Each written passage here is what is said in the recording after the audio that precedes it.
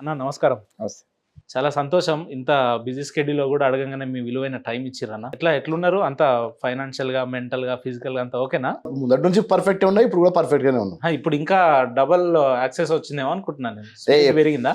పని చేసేటోనికి double access, triple access అనేది ఉండదు. హ్మ్. నీకు 24 గంటలే, నాకు 24 గంటలే. నీకు 2 చేతులే, నాకు 2 చేతులే. హ్మ్. దాన్ని ఏ విధంగా మనం వాడతాం అనేది ఇంపార్టెంట్. ఇప్పుడు ప్రభుత్వం వచ్చిన తర్వాత బాధ్యత పెరిగింది. 10 సంవత్సరాలు ఏదైతే ఓ బాధ్యత కోసం అని చెప్పి తెలంగాణ రాష్ట్రాన్ని ఏర్పాటు చేసుకున్నామో అదంతా రాంగ్ టర్న్లో వెళ్ళిపోయింది. ఇప్పుడు బాధ్యతగా దళితులకు ఏం కావాలి, గిరిజనులకు ఏం కావాలి, పేద ప్రజలకు ఏం కావాలి అనే దాని మీద పనిచేస్తున్నాం కాబట్టి కొంచెం బిజీ అయిపోయినాం. ఏం కావాలన్నా దళితులకు ఏం కావాలి, పేద ప్రజలకు ఏం కావాలి? ఆత్మగౌరవం కావాలి. హ్మ్. మరి ముఖ్యంగా ఉండటానికి ఏం ఇల్లు కావాలన్నా? కావాలి, ఆత్మగౌరవం కావాలి. ఆత్మగౌరవం. అదే అన్నిటికంటే ఇంపార్టెంట్. స్వతంత్రం వచ్చి దాదాపు 76, 77 సంవత్సరాలు అవస్థా ఉంది. ఇంకా దళితులు ఆత్మగౌరవం కోసం మాట్లాడే పరిస్థితిలో ఉన్నారా అంటే దీన్ని మీరు యాక్సెప్ట్ చేస్తారా? ఎస్, ఇంకా యాక్సెప్ట్ చేస్తా. హ్మ్. అస్పృశ్యత అనేది ఇప్పటి నుంచి రాలేదు, 3000 సంవత్సరాల నుంచి మోసుకుంటూ వస్తున్నాం. హ్మ్.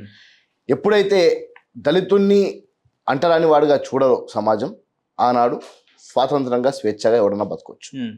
కానీ ఇప్పటికి కూడా కులాలకు సంబంధించి మరి ముఖ్యంగా దళితులు అనేసరికి ఓ చిన్న చూపు, అంటరానితనం అనేది ఇంకా కంటిన్యూ అవుతుంది. హ్మ్. ఇది మార్చడానికే నాలాంటి వాళ్ళు ఎంతోమంది నాయకులు, ఎంతోమంది మేధావులు అందరు కలిసికట్టుగా పోరాడుతున్నారు. తప్పకుండా ఇది ఏదో ఒక రోజు 100% ఈ కులం అనేది మా నెత్తి మీద ఏదైతే పడుతుందో అది మెల్లమెల్లగా వెళ్ళిపోతుందని మాత్రం మేము అనుకుంటున్నాం. అంటే ఇప్పుడు కాంగ్రెస్ పార్టీ దళితుల్ని అధికారంలో తీసుకురావడానికి విశ్వ ప్రయత్నాలు చేస్తుందా, లేదంటే దళితుల్ని వెనక నెట్టేస్తుందంటే ఏం చెప్తారు? కాంగ్రెస్ పార్టీ ఉంది కాబట్టి దళితులు ఉన్నారు, లేకపోతే అసలు దళితులే లేరు.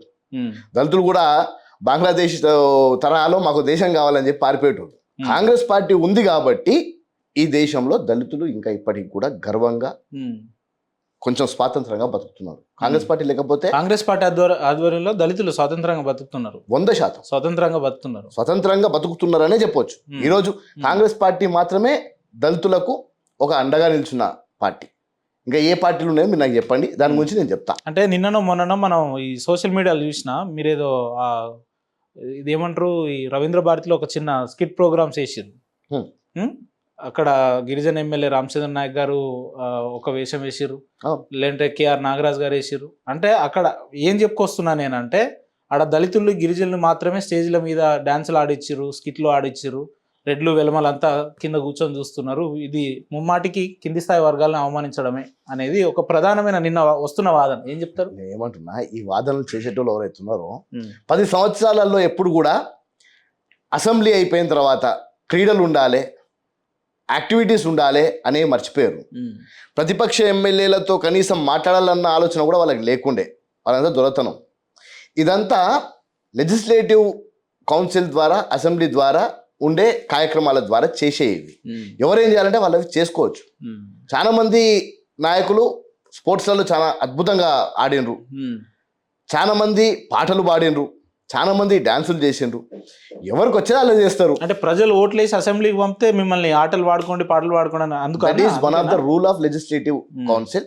దట్ ఎవరైతే ఎన్నుకోబడ్డారో వాళ్ళు యాక్టివ్గా ఉండాలి, వాళ్ళు ఆరోగ్యంగా ఉండాలని స్పోర్ట్స్ మీట్ కండక్ట్ చేస్తారు. ఇవన్నీ ఉంటాయి.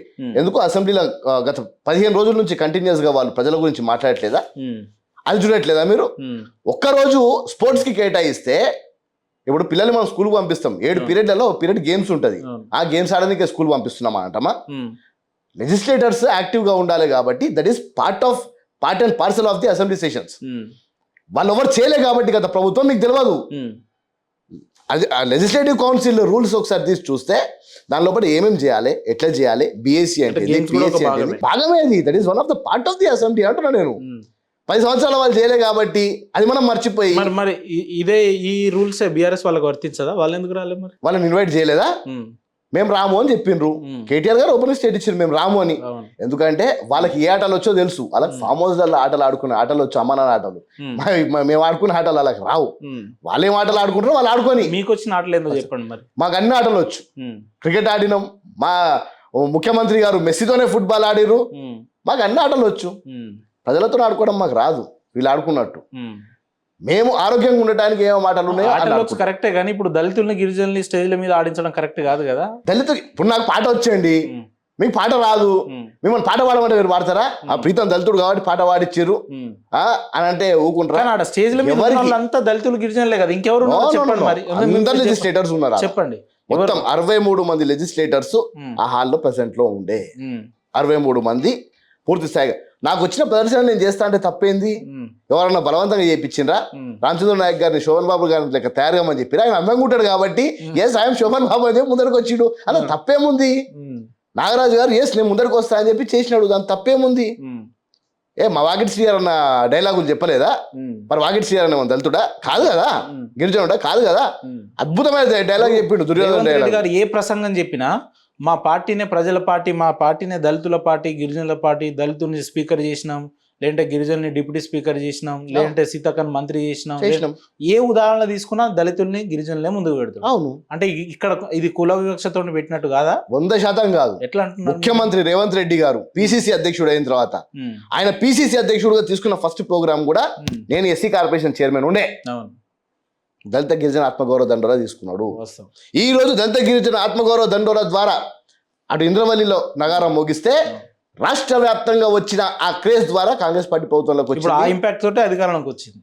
అది ఇప్పటికీ రేవంత్ అన్న చెప్తాడు, ఈ రోజు కూడా రేవంత్ అన్న అదే చెప్తాడు.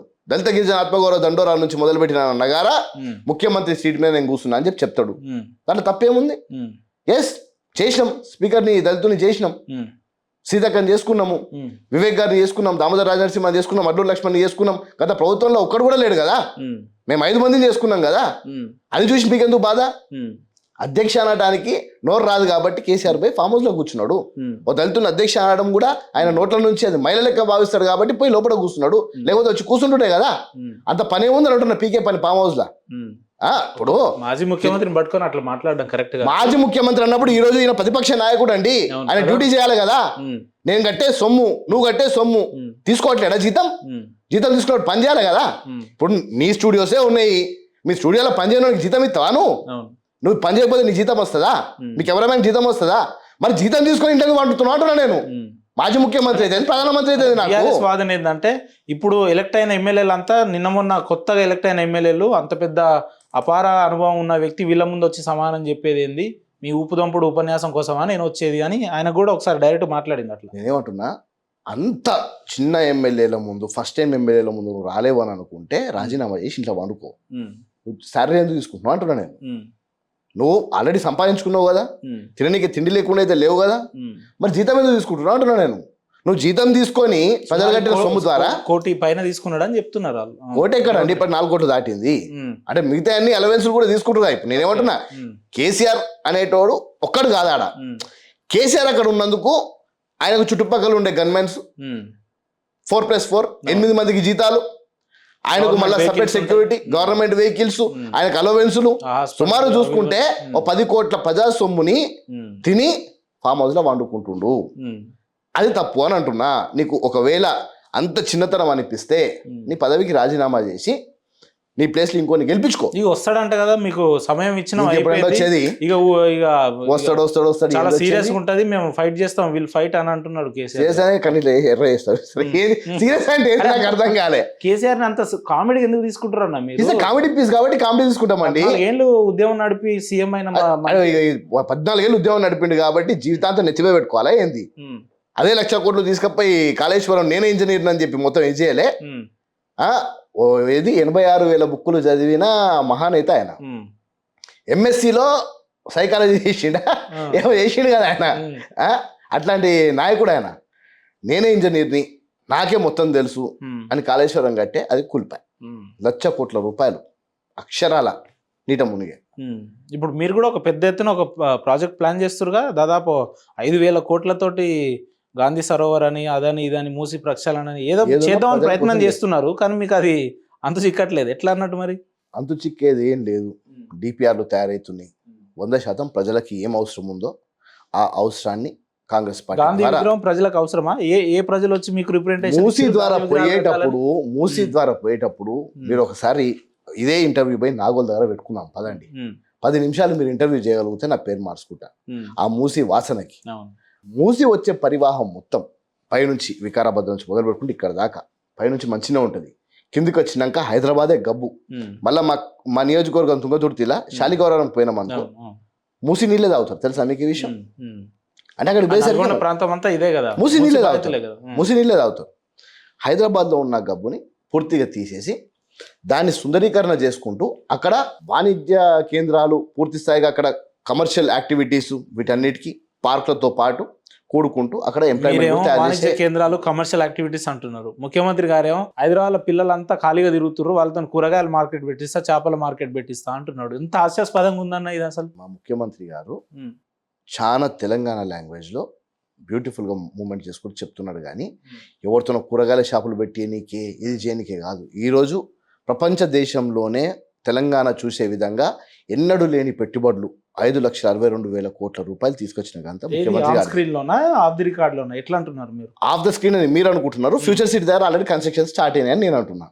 ఫిలిం సిటీ కోసం అని చెప్పి అయితే పెట్టుకున్నామో పెద్ద ఫిలిం సిటీ ఏర్పడుతుంది. అందులో సుమారు ఒక 800 ఉద్యోగాలు వస్తున్నాయి. ఈ విధంగా చెప్పుకుంటా పోతే ఎన్ని ఉద్యోగాల క్రియేషన్స్ అయితే ఏందనేది 100% మీకు మా ప్రభుత్వం కనిపిస్తుంది. మీరు వాక్చాతుర్యం కలిగిన వ్యక్తి, ఏ అంశంనైనా సుదీర్ఘంగా మాట్లాడగలుగుతారని తెలంగాణ సమాజానికి అందరికీ తెలుసు.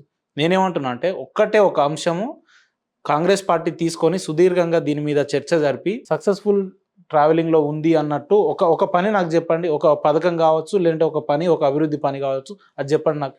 బ్రదర్, 10 సంవత్సరాలు రేషన్ కార్డు ఇవ్వలే. రేషన్ కార్డులు వచ్చినా కొన్ని లక్షల రేషన్ కార్డులు. ఒక్కొక్క రేషన్ కార్డు మీద సన్నబియ్యం వస్తుందా?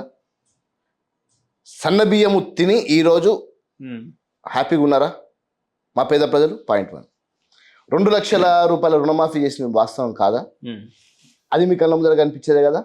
నేనేమంటున్నా, మీ ఇంట్లో ఆడోళ్ళు కానీ నా ఇంట్లో ఆడోళ్ళు కానీ లిటిగేషన్స్ పెట్టి, లేదంటే సగం మందికి ఇచ్చినాం అయిపోయింది ఆహా ఓహో అని. నేనేమంటున్నా, మీరు డబ్బాలు కొట్టి సగం మందికే ఇచ్చారు. నేనేమంటున్నా, సగం మందికే ఇచ్చారు, సగం మందికి రాలేదని అంటే 100% జనాభాలో 50%కే వచ్చిందని అంటే ప్రీతం గాడు గుండు గీపించుకొని బరి బత్తలు తిరుగుతాడు. చల్, నేను దేనికంటే దానికి చెప్తున్నా వినండి, 90% ఇదే 10% నేను అంటున్నా. 90% 10% తిరుమలగిరో 100 మందిలో మోత్కూరో లేదంటే 100 మందిలో 10 మందికి వచ్చి ఉండదు, 15 మందికి వచ్చి ఉండదు. అది బ్యాంక్ లింకేజ్ కానివ్వండి, లేకపోతే వారు ఇంకో దగ్గర రుణం తీసుకొని ఇక్కడ ఇంకో రుణం ఉండి కానీ చెక్ లిస్టులు ఉన్నాయి. రాలేదు అని అంటే దాని ముందర కారణం అయితే కంపల్సరీ కలెక్టర్ ఆఫీస్లో ఉంటుంది. నువ్వు 10 మంది పేర్లు పట్టుకొని రా, కలెక్టర్ ఆఫీస్కి పోదాం, కూర్చుందాం. అది ఎందుకు రాలేదు అనే దాని మీద కంపల్సరీ ముందర కామెంట్ ఉంటుంది. దానికి సంబంధించి హెల్ప్ డెస్క్ పెట్టుకొని కూర్చున్నారు. ఇగో మీకు ఈ సమస్య ఉందమ్మా, చేస్తారన్నా ఇట్లా సమస్య. అరే 2 లోన్లు 3 లోన్లు తీసుకున్న ద్వారా ఇబ్బంది ఉన్నప్పుడు ఆయనకి ఏదైనా ఒక లోన్ రిఫ్లెక్ట్ అయినప్పుడు ప్రజా దర్బార్ అన్నారు. ఒక రోజు ముఖ్యమంత్రి గారు వచ్చిర్రు, ఫోటోలు వీడియోలు తీసుకురు, మీలాంటి నాయకులు మీరు కూడా పోయిర్రు, అయిపోయింది, సోప్ టాప్ అయిపోయింది. అది అసలు ఇప్పుడు ప్రజా దర్బార్ ఉన్నదా పోయిందా అనేది కూడా ఎవరికి తెలియదు. 500కి బోనస్ అన్నారు, తర్వాత సన్నోట్లకే ఉచిత బస్సు, మహిళలకు ఉచిత బస్ తప్ప. మీరు ప్రజా దర్బార్ కి ఎన్నిసార్లు పోయారు? పాయింట్ 1. ప్రజాభవన్ కి మీరు ఎన్నిసార్లు పోయారు? ముఖ్యమంత్రి గారు ఎన్నిసార్లు పోయారు చెప్పండి. అక్కడ మేము చిన్నారెడ్డి గారికి ఆఫీస్ ఇచ్చి పెట్టినామండి. ముఖ్యమంత్రి గారు 9:30కి చిన్నారెడ్డి గారు అయితే ఆ శాఖల కమిషనరేట్లు లేదంటే సెక్రటరీలు ఎన్నిసార్లు పోతారు? పోవాల్సిన అవసరం లేదు అనేది. ప్రజావాణి అనేది మేము పెట్టినాం. ప్రజావాణికి చిన్నారెడ్డి గారిని ఇన్ఛార్జ్ చేసినాం, ఆయనకు ఒక ఆఫీస్ ఇచ్చినాం. అందులో మొత్తం అధికారులు కూర్చొని ఉంటారు. ఇప్పుడు పోదాం, ఇవే కెమెరాలు ఇట్లా పట్టుకొని మాట్లాడుకుంటూ పోదాం. ఇప్పుడు కూడా మా చిన్నారెడ్డి గారు రీచ్ అయి ఉంటారు. ముఖ్యమంత్రి గారు ఉంటారా అంటున్నా. ముఖ్యమంత్రి గారు ప్రజావాణి దగ్గర ఉండరండి. ప్రజల కోసమని పరిపాలించడానికి ముఖ్యమంత్రి గారు సెక్రటరియట్ లో ఉండాలి, వారానికి ఒక్కసారి ప్రజావాణిలో ఉండాలి. రావాలి కదా, దానికి రూల్స్ ఉన్నాయా? అసలు ఫస్ట్ ఆఫ్ ఆల్ గత ప్రభుత్వంలో గడిలలో మొత్తం ఫిక్స్ అయిపోయి ఉండే. మా ముఖ్యమంత్రి గారు చిన్నారెడ్డి గారిని అక్కడ పెట్టి అధికారులను పెట్టి గడీలు అన్నారు. వచ్చిన మొత్తం వినాలి, 150-200 ప్రజావాణి మీరు మొత్తం వినాలి. ఫస్ట్ అన్నారు ఉన్నాయా? ఇప్పుడు 200 మీరు క్వశ్చన్ వేసినప్పుడు మొత్తం ఆన్సర్ వినాలి. ప్రజావాణిలో చిన్నారెడ్డి గారిని మేము ఆడ పెట్టినాం. ఆయనకు ఒక ఆఫీస్ ఉంది, ఇన్ఛార్జ్ గా. దేనికి? మొత్తం ప్రజావాణి మొత్తం ఇన్ఛార్జ్ చిన్నారెడ్డి గారు. ఎవరు వచ్చినా వారి మాట విని దరఖాస్తు చేసి పర్టికులర్ డిపార్ట్మెంట్ కి పంపించి ఆ డిపార్ట్మెంట్ కి సంబంధించిన అధికారులు అందరూ అక్కడ ఉంటారు. ఈవెన్ మా ఎస్సీ కార్పొరేషన్ కి సంబంధించి కూడా ఒక అధికారి శ్రీనివాస్ అని చెప్పి మేము అక్కడ డిప్యూట్ చేసి పెట్టినాం. ప్రతి ఒక్క డిపార్ట్మెంట్ నుంచి ఒక అధికారి అక్కడ ప్రజావాణిలో ఉంటారు. ఇప్పుడు కూడా పోదాం, ఆన్ ది స్పాట్ కూడా పోదాం. ప్రజలకు తప్పులు చెప్పి అసలు ఏం జరగట్లేదు అక్కడ. ముఖ్యమంత్రి రావట్లేదు అక్కడ అని చెప్పడం wrong సమస్య అది. పరిష్కారం అవుతుందా లేదంటే పేపర్లన్నీ డస్ట్బిన్ లోకి వెళ్తున్నాయి ఇవన్నీ కూడా ఆన్లైన్ లో ఉన్నాయి. నువ్వు ఇచ్చిన దరఖాస్తు నీకు ఆన్లైన్ లో కనిపిస్తుంది. ఎన్ని దరఖాస్తులు వచ్చినాయి, ఎన్ని పరిష్కారం అయినాయి అనేది ఉంటది. మొత్తం ఆన్లైన్ అంటున్నా, నో ఆఫ్లైన్. నేను ప్రీతం గారు ఎప్పుడు కాదు, మొత్తం ఆన్లైనే. పోయి చూద్దాం పదండి, ఎన్ని దరఖాస్తులు వచ్చినాయి, ఎన్ని పరిష్కారం అయినాయి, ఎన్ని ఏ టేబుల్ మీద ఉన్నాయి అనేది ప్రజావానికి పోదాం, చూపిస్తాం. అరే ఓపెన్ గా ఉన్నాం బ్రదర్, తప్పు చేయని వాళ్ళము, నిక్కర్స్గా మాట్లాడతాము. తప్పు చేస్తే తప్పు జరిగింది ఈ విషయంలో అని చెప్తాం. ఇది కాంగ్రెస్ పార్టీ. తప్పు చేయని వాళ్ళు మీరు, అందుకే అంత గట్టి. ఇంతవరకు తప్పు చేయలే, ఇంతవరకు తప్పు చేయలే, తప్పు చేయబోము కూడా. తప్పు జరిగితే పోయి చెప్పేస్తాం, ఇది జరిగిందన్న, ఇట్లా అయింది, ఇది తప్పు జరిగింది, దాన్ని సరిదిద్దుకునే ప్రయత్నం చేస్తాం. కానీ తొవ్వి దాచిపెట్టే ప్రయత్నం అయితే చేయం. అవినీతి ఆరోపణలు ఏం లేవు కాంగ్రెస్ పార్టీ మీద, మంత్రుల మీద, ముఖ్యమంత్రి. ఆరోపణలు చేసేది బీఆర్ఎస్ పార్టీ నాయకులు, పందికొక్కులు లెక్క తిన్నారు కాబట్టి వాళ్ళకి ఏందనంటే ఎక్కడ ఏమొస్తాయి, ఎక్కడ నుంచి ఏం గెలిపితే ఏమొస్తాయి ఇవన్నీ తెలుసు కాబట్టి వాళ్ళు తప్ప ఇంకొకటి ఆరోపణ చేయడు. ఎందుకంటే పచ్చకామర్లోనికి లోకమంతా పచ్చగా కనిపిస్తుంది. పచ్చకామర్ల నుంచి బయటకు వచ్చిన వాళ్ళు కాబట్టి మా ప్రభుత్వం మీద ఎప్పుడు కూడా బీఆర్ఎస్ పార్టీ ప్రతి ఒక్క నాయకుని పచ్చకామర్లే ఉంది, ఆయనకంతా పచ్చగానే కనిపిస్తుంది. వాడికి ఎప్పుడు మంచిగా కనిపించదు. రాష్ట్రం అంటేనే ఓ నిప్పుల కుంపట్లెక్క కనిపిస్తుంది దానికి. అందు గురించనే ప్రజలు నేనాడు ప్రజల లెక్క చూడలే, దంతుల లెక్క చూడలే. పూర్తి స్థాయిగా మమ్మల్ని ఎట్లా తొక్కేద్దామన్న ప్రయత్నంతోనే బీఆర్ఎస్ పార్టీ పుట్టింది. దళితుని ముఖ్యమంత్రి చేస్తాను చేయలే, మేము అడగలే. నువ్వు చేయరా బాబా, మేము అడుకోలే. కనీసం మా కుండనికి ఇల్లు ఇస్తారనుకో చేయలేదా? దళితులను ఉప ముఖ్యమంత్రి చేసిరు, దళితులను బాలక సుమన్ గారిని ఒకసారి ఎమ్మెల్యే, ఒకసారి ఎంపీ చేసిరు, గాదర్ కిషోర్ కుమార్ గారిని 2 సార్లు ఎమ్మెల్యే చేసిరు. ఇట్లా చెప్పుకుంటూ పోతే చాలా మంది లిస్ట్ ఉన్నది వాళ్ళ దగ్గర. మీరు దళితుల్ని చేయలేదు, చేసినా చేయకపోయినా బాబాసాహెబ్ అంబేద్కర్ ఇచ్చిన రాజ్యాంగం ద్వారా 19 ఇదే పార్టీ అధికారంలోకి వచ్చిన తర్వాత ఎన్ని విమర్శలు దళితుల మీద మనం చూడలేదన్నా. ఇదే బట్టి విక్రమార్క ఉప ముఖ్యమంత్రి గారిని యాదాద్రిలో కింద కూర్చోబెట్టిరని, సీతక్క గారిని ఆడ నిన్నగా మొన్న మేడారం జాతరలో కూర్చుంటా. అవునన్నా, వాళ్ళకి పెద్ద చీరలు ఇచ్చి ఉప ముఖ్యమంత్రులను కింద కూర్చోబెడుతురు కదా, ఇంకెక్కడ ఉన్నారు చెప్పండి. వేములో వీరేశం గారేమో స్వీట్లు తినిపిద్దామని పోతే తినకుండా అదే రేవంత్ రెడ్డి గారు మళ్ళీ రివర్స్ ఆయన షెడ్ తోటే క్లీన్ చేసుకుంటాడు. ఇదంతా ఏందన్నా? ఏమంటున్నా, ఇవన్నీ పిచ్చి పిచ్చి ఆరోపణలు. కాంగ్రెస్ పార్టీ అనేది ఒక కుటుంబం, 100% కుటుంబం. ఇదే బట్టి విక్రమార్క గారి కొడుకు పెళ్లిలో రేవంత్ రెడ్డి మొత్తం తానే ఇప్పటికీ 4 సార్లు మన అన్న వాళ్ళ ఇంటికి వెళ్ళి, బట్టన్ ఇంటికి వెళ్ళి ఎంగేజ్మెంట్ దగ్గర నుంచి మొదలు పెడితే, పెళ్లి కంటే ముందు సంగీత్ నుంచి మొదలు పెడితే, పెళ్లి తర్వాత రిసెప్షన్ తర్వాత మళ్ళా నిన్నగాక మొన్న నైట్ మళ్ళీ బట్టన్ ఇంటే డిన్నర్కి పోయాడు ముఖ్యమంత్రి గారు. అది ఒక కుటుంబం. ఇది కాంగ్రెస్ పార్టీ అనేది రాజకీయంగా చూడకండి. కాంగ్రెస్ అని అంటేనే ఒక కూడిక. మా దగ్గర ఇటువంటివన్నీ ఉండవు, 100% ఉండవు. అదే వేముల వీరేశం గారిని మరి విప్పు కూడా చేసుకున్నాం మేము, అటువంటిది ఏం లేదు ఇంట్లో. ఇప్పుడు కాంగ్రెస్ పార్టీలో ఒకటే నడుస్తుంది, సైకిల్ కాంగ్రెస్ వర్సెస్ చెయ్యి కాంగ్రెస్, అంతేనా? మీరు సైకిల్ వైపు ఉంటారా, చెయ్యి వైపు ఉంటారా? సైకిల్ నడపాలన్నా కావాల్సింది సైకిల్ తో పాటు కావాలంటే మోటార్ వస్తుంది, మోటార్ తో పాటు ఇంకోటి కూడా వస్తుంది. సైకిల్ అన్ని తొక్కు కూడా పోయి పూలను కూడా పట్టుకొచ్చుకుంటాం కావాలంటే. జీవన్ రెడ్డి గారు, జగిత్యాల జీవన్ రెడ్డి గారు మాజీ మంత్రి, తెలుసా? ఇన్నరా? పేరు తక్కువ చేసినామండి, 12 సార్లు టికెట్ ఇచ్చినారా? ఆ పేరు గుర్తుందా, మర్చిపోయారా? గుర్తుండదు. ఆయన ఎన్నికల కోసం మేము పని చేయలేదు, అయింది మాకైనా పైసలు ఇచ్చి. 4 దఫాలుగా పనిచేస్తున్నటువంటి వ్యక్తి, 40 ఏళ్ల నుంచి రాజకీయాల్లో ఉన్న వ్యక్తి ఈ రోజు కాంగ్రెస్ పార్టీని ఇన్ని రకంగా విమర్శించి బయటికి పోయే పరిస్థితి ఉందంటే దానికి కారణం ముఖ్యమంత్రి గారు, మంత్రివర్గం కాదంట. ఆ వయసులో ఆయనకి కొంచెం అన్న జ్ఞానం ఉండాలంటున్నా. 12 సార్లు టికెట్ ఇచ్చిన ఈ మాట మాట్లాడడం అయితే నేనే మాట్లాడుతున్నా. 12 సార్లు టికెట్ ఇచ్చినాం. ఇక ఆ జగిత్యాల జిల్లాలో ప్రీతం లాంటి ఇంకోటి నాయకుడు లేడా? వాడు ఎమ్మెల్యే కావద్దా?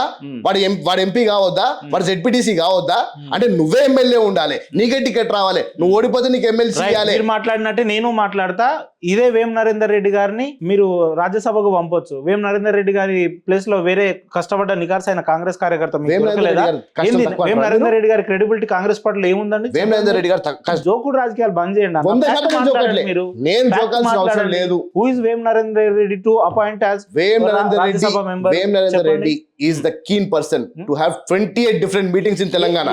ఏ విషయంలో 28 బహిరంగ సభలు కండక్ట్ చేసిన వేం నరేందర్ రెడ్డి. చెప్పండి. 28 బహిరంగ సభలు పెట్టింది వేం నరేందర్ రెడ్డి. ఆయనకున్న క్రెడిబిలిటీ ఏందో చెప్పండి. ఆయన పార్టీకి చేసిన లాయల్టీ ఏంది, లేదంటే ఆయన డెడికేషన్ ఏందో చెప్పండి. అధ్యక్షుడు ఉండే పిసిసి ఉపాధ్యక్షుడుగా మొత్తం రేవంత్ రెడ్డి గారికి ఎన్ని బహిరంగ సభలు అయినాయో అన్నిటికీ కోఆర్డినేషన్ చేసింది వేం నరేందర్ రెడ్డి. ఆయన బీట్ చేసేలాగా ఇంకో కార్యకర్తలు లేరా కాంగ్రెస్ పార్టీలో? ఇంకో నాయకులు ఎవరు లేరు?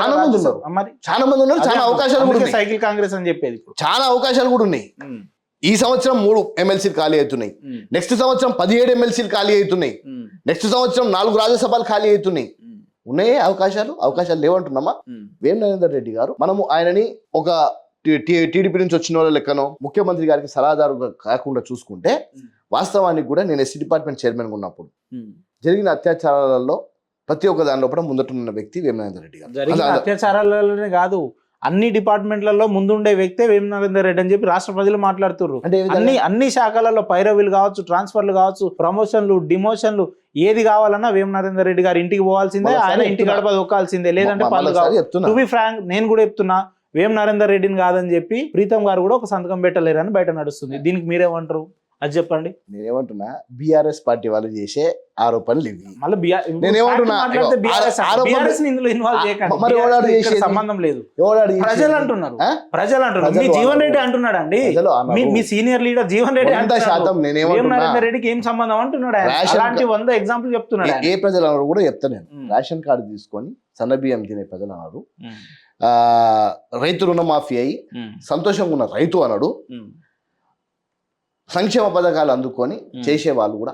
ఏందో మీరు ఇచ్చిన సంక్షేమ పథకాలు ఏదో చెప్పరాదండి, మరి ఎంతమందికి వచ్చిందో మనం మీరు ప్రాతినిధ్యం వహించే మీ నియోజకవర్గానికే పోదాం, మోత్కూరుకే పోదాం, లేదంటే తిరుమలగిరికే పోదాం, తుంగతుర్తికే పోదాం.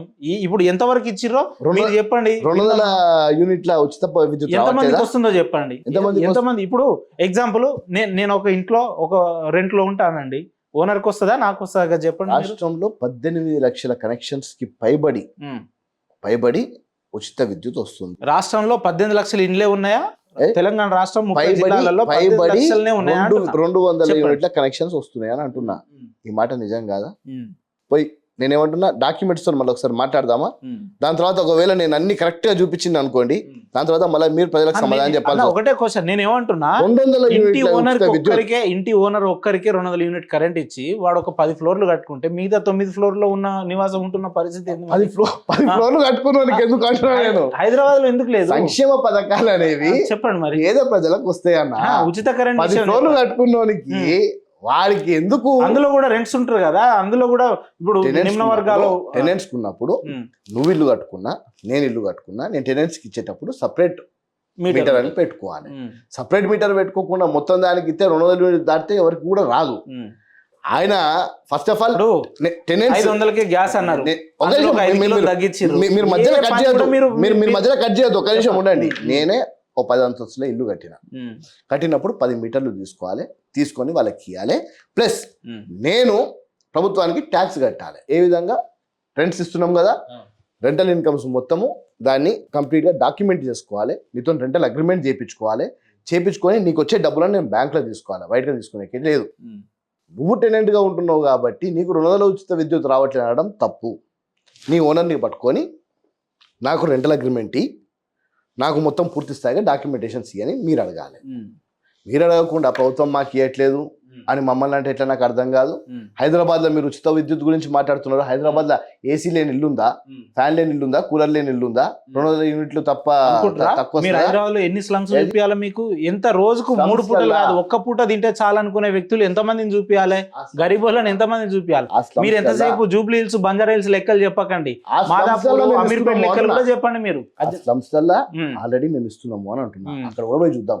ఎక్కడ ఆ స్లమ్స్ లో ఏముందో పుట్టి ఆ స్లమ్స్ లో మీరు ఇచ్చే పథకాలు వెళ్తలేవు. అక్కడికి ఏం వెళ్తున్నాయంటే విపరీతమైన గంజాయి పోతుంది, విపరీతమైన డ్రగ్స్ కి అక్కడ ఉన్న యువత, అక్కడ ఉన్న పిల్లలంతా అలవాటయ్యారు. ఈ పరిస్థితి ఇప్పుడు నేను మాట్లాడితేనే ఈ అలవాటు ఎందుకు అవుతుంది అంటే మా కేటీఆర్ గారు అలవాటు చేసి డ్రగ్స్ మీరు అక్కడికి రాకండి. Brand ambassador of drugs. Right, మీరు వచ్చి 2.5 ఏళ్ళు అవుతుంది. మీరు వచ్చి దాన్ని ఎంతవరకు నియంత్రించారో లోపటేసినాం, పెద్ద పెద్దలను లోపటేసినాం. డ్రగ్స్ మూటాన్ని పట్టుకొని లోపల ఇట్లా పిసుకుతుండ్రు రేవంత్ రెడ్డి గారు. బెట్టింగ్ యాప్ లను పట్టుకొని ఇట్లా ఇట్లా నడుచుతున్నారు రేవంత్ రెడ్డి గారు. ఇదే ముఖ్యమంత్రి గారు అసెంబ్లీలో ఎవరు డ్రగ్స్ వాడాలన్నా కూడా కాళ్ళు చేతులు వనకాలి, ఆ రకంగా మేము చర్యలు తీసుకుంటామని చెప్పిండు. Yes. నేను ఓపెన్ గా ఇప్పుడు మాట్లాడతా, డ్రగ్స్ కావాలి ఒక వ్యక్తికి అని అంటే ఇప్పుడు ఫోన్ చేస్తే సాయంత్రం వచ్చే పరిస్థితి ఉందన్న. ఆ రకమైన విచ్చలవిడితనాన్ని పెరిగిపోయింది. ఎక్కడ నియంత్రిస్తున్నారు, ఎక్కడ అరిగడుతున్నారో మీరు 10 చెప్పాలి. సంవత్సరాల సారా పాలన అరిగడతామన్నారు. వల్ల జరిగినది మెల్లమెల్లగా క్లోజ్ చేస్తున్నాము. 100% ఎంత డ్రగ్స్ 2.5-3 ఏళ్ళు drugs. సమయం సరిపోదా మీకు? ఏందండి 70% క్లోజ్ చేసినాం డ్రగ్స్. ఈగల్ అని ఒక టీం పెట్టినాం. ఆ ఈగల్ టీము మీరు ఫోన్ చేస్తే వస్తా అంటున్నారు కదా, చేసిన వాళ్ళు పట్టుకుంటారు. ఇప్పటికీ డ్రగ్స్ కేసులు చాలా పెద్ద ఎత్తున, నాకు తెలిసి ఈగల్ అనే సంస్థ ఏదైతుందో ఆ ఈగల్ సంస్థ దగ్గర ఇప్పటికి కొన్ని వేల కేసులు బుక్ అయ్యాయి. లేకపోతే ఇవన్నీ చేయకపోయి ఉంటే మరో పంజాబ్ అయ్యేది తెలంగాణ రాష్ట్రం. ఇంకోసారి కనుక బీఆర్ఎస్ పార్టీ గెలిచి ఉంటే నిజం చెప్తున్నా మొత్తము డ్రగ్స్ మయమయ్యేది. రేవంత్ రెడ్డి గారు వచ్చిన తర్వాత ఓపెన్ ఛాలెంజ్ విసిరాడు, రండి డ్రగ్స్ టెస్ట్ చేయించుకుందాం, అందరం టెస్ట్ చేయించుకుందాం. భయానికి బీఆర్ఎస్ పార్టీ వాళ్ళు పారిపోయారు. అదే బీఆర్ఎస్ పార్టీకి చెందిన నాయకులు ఫామ్ హౌస్ లో డ్రగ్గులు తీసుకుంటూ పట్టుబడ్డారు. అదే బీఆర్ఎస్ పార్టీ నాయకులు కేటీఆర్ కి చుట్టాలు ఫారెన్ లిక్కర్స్ తీసుకుంటూ పట్టుబడ్డారు. ఇవన్నీ మనం అన్ని క్రమక్రమంగా చూసుకుంటూ వస్తున్నాం. ఈ రోజు గంజాయి తీసుకోవాలంటే భయపడుతున్నారు, డ్రగ్స్ తీసుకోవాలంటే భయపడుతున్నారు. ఇంకొక 6 నెలలలో మనమంతా సామాజిక స్పృహతోని మనమందరం కూడా ఈ మీడియా పరంగా నాయకులుగా అందరం ఒక మంచి ఉద్యమం చేసి ఒక 6 నెలల లోపల అసలు డ్రగ్స్ అనే దాన్ని పూర్తి స్థాయిగా బయటికి పంపించాలి. దీనికి మొత్తం కారణం మీరేమో దీనికి కారణం కూడా నేను చెప్తాను అంటున్నారు. మీ ఎమ్మెల్యే ఇదే జడ్చర్ల ఎమ్మెల్యే అనిరుద్ రెడ్డి గారు మాట్లాడుతూ సారాను మళ్ళీ ఇంప్లిమెంట్ చేయాలి, ఊర్లలో గ్రామాలలో తండాలలో మళ్ళీ సారా పెట్టాలి, ఈ కల్తీ వైన్ తాగంతా మా జనాలు చచ్చిపోతున్నారు అని మళ్ళీ సారా కాయాలని చెప్పి ఆయన అంటున్నాడు. సో ఎట్లా ఏమంటున్నా, దేశీ లిక్కర్ తయారీ విషయంలో ఆయన చేసిన కామెంట్స్ అవి. దేశీ లిక్కర్ తయారు చేసే విషయంలో అంటే దేశీ లిక్కర్ చాలా చోట్ల తయారు చేసుకుంటారు. ట్రైబల్స్ మేజర్ గా గతంలో ఇప్పు సారా తయారు చేసుకునేటువంటి, అది హానికరంగా ఉండేది కాదు. అది ఇప్పు సారా అప్పట్లో అడవిలలో తయారై తీసుకొని వచ్చేటోళ్ళు. ఆ విధంగా కామెంట్ చేసి అన్నిటిని మనం నెగిటివ్ కోణంలో తీసుకోలేము. డ్రగ్స్ విషయంలో ఇంకొక మాట నేను చెప్పి క్లోజ్ చేయాలి. ఎందుకంటే డ్రగ్స్ అనేది ఏదో భూమి నుంచి పుట్టేది కాదు. పాయింట్ 1, ఇది ఎగుమతి అయ్యే వస్తుంది. ఎగుమతి ఎక్కడి నుంచి అయ్యి వస్తుంది? దీనికి కారణం ఎవరని అంటే ముమ్మాటికి నరేంద్ర మోడీ గారు. ఎందుకనేది కూడా చెప్తా. పోర్ట్స్ ని ప్రైవేట్ చేసిరండి. మీరు మిగతా ప్రైవేట్ చేసుకోండి, ఎల్ఐసి చేసిర్రు, ఎంటీఎన్ఎల్ చేసిర్రు, బిఎస్ఎన్ఎల్ చేసిర్రు, అది ఓకే. కానీ దేశ భద్రతకు సంబంధించి గుజరాత్ పోర్ట్లో 30,000 టన్నుల డ్రగ్స్ పట్టుబడ్డది. అది మీడియాలో కూడా మొత్తం వచ్చింది, మీరు గూగుల్లో సెర్చ్ చేసినా వస్తుంది. అది ఏ దేశం నుంచి వచ్చింది? అది ఆదాని పోర్టు. మరి పోర్టును ఎందుకు సీజ్ చేయలే? అది ఎక్కడి నుంచి వచ్చింది, ఏమైంది అనే దాని మీద కారణం ఎవరు అనేది ఇంతవరకు ప్రజలకు చెప్పాలి. ఏ విధంగా అయితే మన కాశ్మీర్లో ఏ విధంగా అయితే బాంబు పేలి మొత్తం సైనికులు చనిపోతే ఆర్డీఎక్స్ ఎక్కడి నుంచి వచ్చిందో ప్రజలకు చెప్పలేదో, 30,000 టన్నుల డ్రగ్స్ పట్టుబడింది ఆదాని పోర్ట్లో. అది ఎక్కడి నుంచి వచ్చిందో ఇంతవరకు చెప్పలే. అంటే బీజేపీ అనేది కాంప్రమైజ్ అయింది. వాస్తవానికి ఈ పోర్ట్లను అమ్మే విషయంలో, పోర్ట్లను ప్రైవేటైజ్ చేసే విషయంలో భారతదేశంకు ఏమొస్తున్నాయి ఏం పోతున్నాయి అనే దాని లోపల నియంత్రించే దాంట్లో ఫెయిల్ అయింది. దీనికి ముమ్మాటికి బీజేపీ తప్పు. సెకండ్ తప్పు ఎవరిది అని అంటే 10 సంవత్సరాలు తెలంగాణ వచ్చిన తర్వాత నిధుల నియామకాల గురించి అని నాడు కొట్లాట జరిగింది. ఆనాడు భూమి కోసం, భుక్తి కోసం, మాతృదేశ విముక్తి కోసం సాయుధ పోరాటం జరిగితే ఇక్కడ నిధుల కోసం అని పోరాటం జరిగింది, నియామకాల కోసం పోరాటం జరిగింది. నియామకాలు మీరు ఒక్కటి కూడా చేయలేని పరిస్థితులలో ఎవరైతే విద్యార్థులు ఉన్నారో వాళ్ళు డ్రగ్స్కి అలవాటు పడిపోయారు, వాళ్ళు బానిసలుగా తయారయ్యారు. ఆ తయారు చేసే దాంట్లో కూడా బీఆర్ఎస్ పార్టీ హస్తం ఉంది. నేను బీఆర్ఎస్ పార్టీ మీద కోపంతో నేను చెప్పట్లే. నేను కూడా నిరుద్యోగిగా, నేను కూడా తెలంగాణ ఉద్యమంలో జైలుకి పోయేసి వచ్చినోనిగా. కేటీఆర్ పోలే అండి జైలుకి, కేసీఆర్ పోలే జైలుకి, కవిత పోలే జైలుకి, ఎవరు పోలే. మోసాల వల్ల పోతారు. ఉద్యమాలకు సంబంధించి నేను చెప్తున్నా, ప్రీతం గారు జైలుకి పోయిండు. ఓ బస్ అద్దం బలగొట్టిండని చెప్పి నన్ను తీసుకెళ్లి లోపట్టేసి బెయిల్ రాకుండా నేను జైల్లో వండుకొని వచ్చినోడిని తెలంగాణ ఉద్యమం కోసం అని. ఒక్కడు జైలుకి పోను నా కొడుకు ఈ రోజు బయటకు వచ్చి తెలంగాణ వాళ్ళం మేము తెలంగాణ ఉద్యమం అంటాం. నాకు అప్పుడప్పుడు చూసి నవ్వు అనిపిస్తుంది. అన్నీ మీరు ఎక్కడున్నారు నాయన, మీ పాత్రలు ఎక్కడున్నాయి? వీళ్ళంతా ఇప్పుడు వచ్చి అహో అహో అనుకుంటా ఏదో రాజుకి సేవ చేసేటోళ్ళకి కనిపిస్తుంది. ఉద్యమకారులు కాదా? హరీష్ రావు గారు కాదా? కవిత గారు కాదా? ఉద్యమకారులను ఎవరిని అంటారండి? అంటే పోరాటాలు చేసే వాళ్ళు అంటే పోరాటాలు జిందాబాద్ కూడా డౌన్ డౌన్ అంటే ఉద్యమకారుడు అయిపోతాడా అండి? ఉద్యమకారుడు మీ ఉద్దేశంలో చెప్పండి. జైలుకి పోతే ఉద్యమకారుడు అవుతాడా? చెప్పండి. మరి త్యాగం చేసినాడు ఉద్యమకారుడు. ఏం త్యాగం చేయాలి అది చెప్పండి. మా చదువు త్యాగం చేసుకున్నాం. కాలేజ్ నుంచి డీటైన్ చేసి పడేస్తే మా అయ్యర్ ఓ తన్నుడు అంతే ఎగిరవుతా పడ్డా. నేను చదువుకోరా బాడుకో అంటే నువ్వు పోయి నీ అమ్మ రాజకీయాలను కూడా తిరుగుకుంటా, జై తెలంగాణ కూడా తిరుగుకుంటా, ఇప్పుడు కాలేజ్ సంవత్సరం బీకింది నీది, పోయి జైల్లో పడ్డావు, నీకు పాస్పోర్ట్ రాదు, పాడు త్యాగం అంటారు దాన్ని. ఈయన ఏం చేసిండని అమెరికాల నుంచి ఉరికొచ్చిండు. దేనికి అమ్మ ఇక్కడ స్కోప్ ఉంది ఆయన కూడా త్యాగమే అని చెప్తాడు కదా ఆయన. వ్యక్తిగతంగా నేను కూడా చదువుకున్నా, ఏదైనా ప్రైవేట్ జాబ్ చేస్తే నాకు నెలకు 10-20 లక్షలు వస్తుండే, అనవసరంగా రాజకీయాల్లోకి వచ్చి ఈయన చదువుకి పాలేరు ఉద్యోగం ఇయ్యారు అంటే 4 ముక్కలు ఇంగ్లీష్ మాట్లాడాలి అయిపోయిందా? ఈ దేశంలోనే హైలీ ఇంటెలెక్చువల్ క్వాలిఫైడ్ ఎడ్యుకేటెడ్ అండి, మీరు అట్లా మాట్లాడితే ఎట్లా? అయ్యో నేనేమంటున్నా, ఇంగ్లీష్ మాట్లాడదామా, తెలుగు మాట్లాడదామా, హిందీ మాట్లాడదామా, ఏం మాట్లాడదామా చెప్దాం. Preetam is also highly qualified and double PG. Okay. I'm MA political science, I'm MBA కూడా చేసిన నేను జేఎన్టీ నుంచి.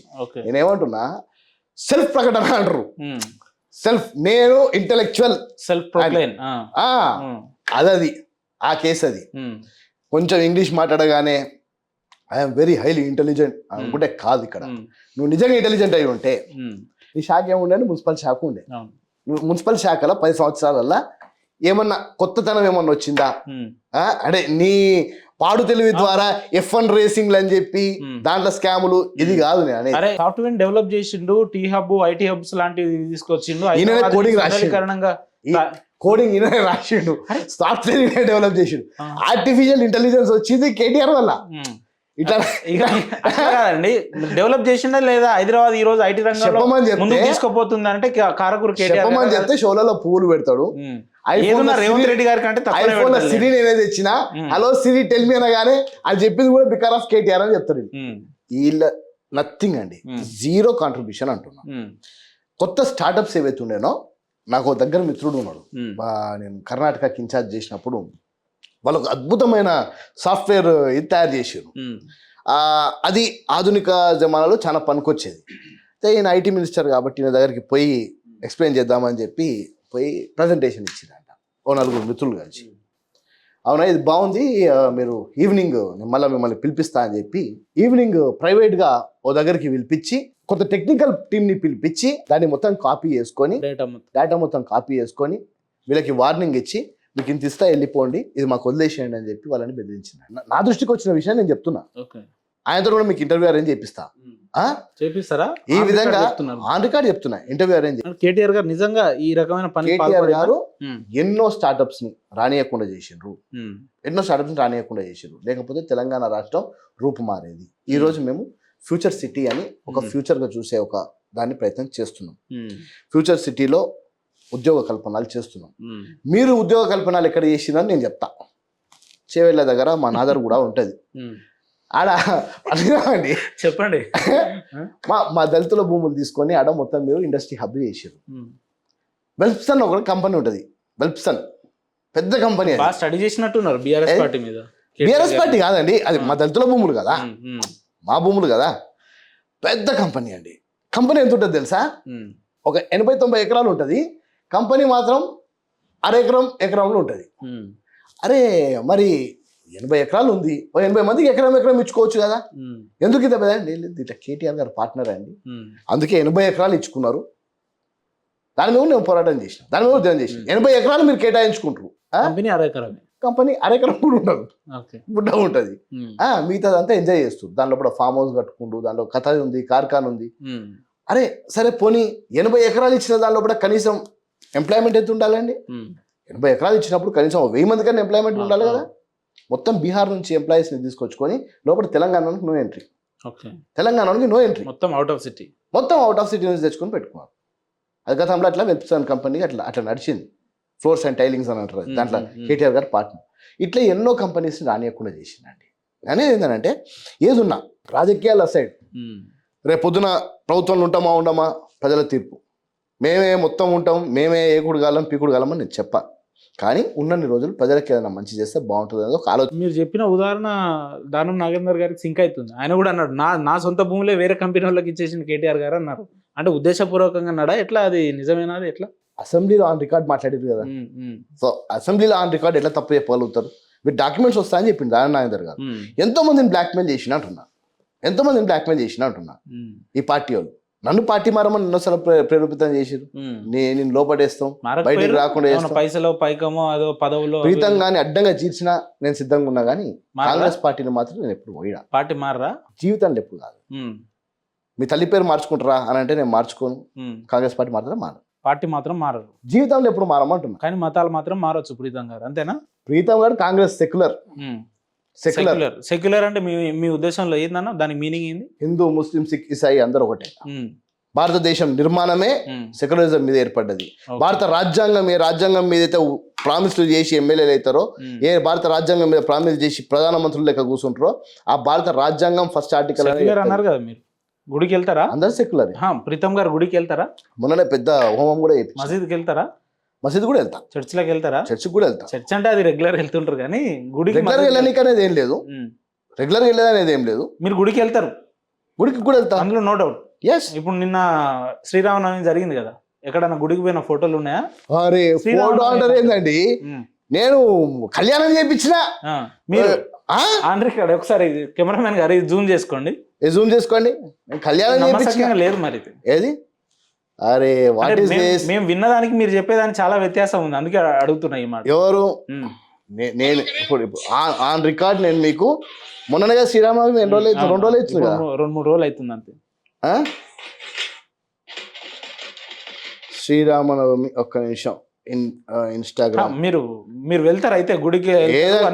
కళ్యాణం చేయించిన అంటే మా ఇంట్లో నేను మొత్తం ఇదేసి దాన్ని ఏమంటారు హోమం కూడా చేయించుకున్నాం. వాటండి ఇదే లేని అన్ని మీరు నా మీద పెట్టి ఇదేందండి. ఎప్పుడు శ్రీరామనవమి? శ్రీరామనవమి రోజు డేట్ చూడండి. మంచి విజువల్ తీసుకున్నారు, సోషల్ మీడియా బాగా పనిచేస్తున్నట్టు. ఏది ఇగో చూడండి. ఎందుకు అడిగిన ఈ ప్రశ్న అంటే అన్న, ఇంటర్వ్యూకి వస్తున్నా కాంగ్రెస్ సంబంధించిన అడిగారు కదా, ఏది మసీద్కి వెళ్తారా? అవును. రంజాన్ కూడా ఎప్పుడు ఉండే? 2 రోజుల క్రితమే ఉండే కదా. బాగా అన్ని దగ్గర తీసుకొని పెట్టుకుర్రా ఎట్లా? నేను అదే ఇది ఇన్స్టాగ్రామ్. నా ఇన్స్టాగ్రామ్ లో మీరు ఏదైనా చూడొచ్చు. ఇన్స్టాగ్రామ్ నాది ఓపెన్ అండి అన్న. నేను ఈ ప్రశ్న మిమ్మల్ని అడగడానికి రీజన్ బిహైండ్ ఏంటంటే, మీ ఇంటర్వ్యూకి వస్తున్నా అని చెప్పి ఇదే మీ కాంగ్రెస్ పార్టీకి సంబంధించిన చాలా పెద్ద నాయకుడు ఒక ఎమ్మెల్యే ఆయన నడితే ఏమన్నాడంటే, అమ్మో ప్రీతము కరుడు కట్టిన క్రైస్తవవాది, ఆయనకు మత పిచ్చి బాగుంటది అని అన్నాడు. సో ఇది నిజమా కాదా అని అడుగుదామని మిమ్మల్ని అడిగిన. అందులో తప్పేం లేదుగా. తప్పేముందండి? మీరు క్రైస్తవులా? అంటే నేను అంటున్నా కదా, విశ్వాసం. I am a Born Hindu. Okay. నా పెళ్లి ఫోటోలు కూడా మీరు కిందికి వస్తే చూస్తారు, ప్యూర్ హిందూయిజంలోనే జరిగింది. ఓకేనా? నాది లవ్ మ్యారేజ్. మీరనే కాదు, క్రైస్తవంలో మారిన వాళ్ళంతా హిందువులనే చెప్తారు. రాధా మనోహర్ దాస్ గారు అని తెలుసా? నేనేమో చాలా పెద్ద గురుజీ ఆయన. ఏమంటున్నా, మీరు భారతదేశం స్వతంత్ర భారతదేశం, ఇందులో హిందువులు, దళిత క్రైస్తవులు ఏందంటే ఈ విభజన నాకు అర్థం కాదు. ఆర్టికల్ 14, 15, 25 గౌరవించినోడు కూడా ఆ మాట అడగాడు. ప్రతి ఒక్కరికి ఫ్రీడమ్ ఉంది. వాడి ఇష్టం వచ్చిన 18 సంవత్సరాలు దాటినోనికి వాడు ఏ మతంలో పోవచ్చు, ఏ దాంట్లో పోవచ్చు, అది రాజ్యాంగం ఇచ్చిన హక్కు. నువ్వు దళితునివి, నువ్వు క్రైస్తవాన్ని ఎట్లా నమ్ము? అరే మనసులా ఏది ఉంటే వాడు అది ఆచరిస్తాడు. మీరు అడుకోనికి నాకు అర్థం కాదు. 1950 ప్రెసిడెన్షియల్ ఆర్డర్, 1932 యాక్చువల్ ఏం జరిగిందంటే, మరి చరిత్ర తెలవాలి ప్రజలకి. చెప్పండి. కమ్యూనల్ అవార్డు అని ఒకటి జరిగిందండి. కమ్యూనల్ అవార్డు 1932లో జరిగింది. కొంతమంది దాన్ని ఇప్పుడు ఉన్న జడ్జిమెంట్ ఏదైతే వచ్చిందో దాన్ని దూషిస్తారు. 1932లో గాంధీజీ గారు ఉన్నప్పుడు ఏమైందని అంటే, కమ్యూనల్ అవార్డు క్రిస్టియన్స్ని పిలిచి మీకు రిజర్వేషన్స్ కావాలని అడిగితే మాకు వద్దు అని చెప్పారు క్రిస్టియన్స్ని. మిగతా వాళ్ళు ఎవరో రిజర్వేషన్స్ కావాలో రిజర్వేషన్స్ 1932లో కమ్యూనల్ అవార్డు జరిగింది. ఆ రోజు క్రిస్టియన్స్ ఎందుకు వద్దన్నారంటే, ఆ రోజు ఉన్న క్రిస్టియన్స్ వాళ్ళే చదువులు చెప్తున్నారు, వాళ్ళే వైద్యం ఇస్తున్నారు, అన్ని రంగాలలో వాళ్ళే వచ్చి అంటరానితనం ఏదైతే సనాతన ధర్మంలో ఎవరైతే మమ్మల్ని దళితులని మరి ముఖ్యంగా ఇప్పటికి కూడా అన్టచబుల్స్గా మమ్మల్ని పిలుస్తారో, మీరు మమ్మల్ని సమానంగా చూడకపోతే వాడి దగ్గర తీసుకుంటే పోయాడు. వాడు అక్కడికి పోయాడు. నువ్వు ఆంధ్రకి ఎట్లా పోతావు? అరే నువ్వు సంసారం చేయవరా నాయన, నువ్వు నన్ను సరిగ్గా చూడవురా నాయన, ఇంకో ధర పోయి వాడితే నీకు ఇబ్బంది. నువ్వు ఫస్ట్ మారు, మమ్మల్ని నీ జాతిలో కనుక చూడు. హిందూ బంధువులమే కదా. చతుర్వర్ణ వ్యవస్థలా ఈరోజు ఎవడైతే నన్ను అంటరాంతరంగా చూస్తున్నాడో వాడు కూడా శూద్రుడే, రెడ్డి శూద్రుడే, బీసీలలో ఉన్న యాదవులు శూద్రులే, గౌడ్లు శూద్రులే. మీరు శూద్రులు కాదా? అంటే మీరు మాత్రం శూద్రులే కానీ అంటరాని వాళ్ళు కాదు, దళితులు మాత్రం అంటరాని వాళ్ళు. పాయింట్ 1. పాయింట్ 2, 2007లో జస్టిస్ రంగనాథ్ మిశ్రా కమిషన్ వేసిందండి, దళితుల క్రైస్తవులకు హక్కులు ఇవ్వచ్చా లేదా. 2007లో రంగనాథ్ మిశ్రా కమిషన్ రిపోర్టు ఒకసారి మనం ప్రజల ముందు పెట్టాలి. రంగనాథ్ మిశ్రా కమిషన్ క్లియర్గా ఏమని చెప్పిందంటే దళిత క్రైస్తవులు వాళ్ళకు మతం మారినా వాళ్ళ హోదా మారట్లేదు, వాళ్ళ పేదరికం పోవట్లేదు, వీళ్ళకు ఎస్సీ స్టేటస్ ఇవ్వాల్సిందే అని రంగనాథ్ మిశ్రా కమిషన్ ఇచ్చిందండి రిపోర్ట్. ఆ రిపోర్ట్ని ఎందుకు పక్కన పెట్టిర్రు? అంటే జస్టిస్ రంగనాథ్ మిశ్రా కమిషన్ ఇచ్చిన రిపోర్ట్నేమో మీరు పక్కన పెడతారు, మళ్ళీ మీరు బాలకృష్ణ కమిషన్ వేస్తారు. సరే, బాలకృష్ణ కమిషన్ వేసిండండి 2022లో. దాని తీర్పే రాలేదు కదా ఇంకా.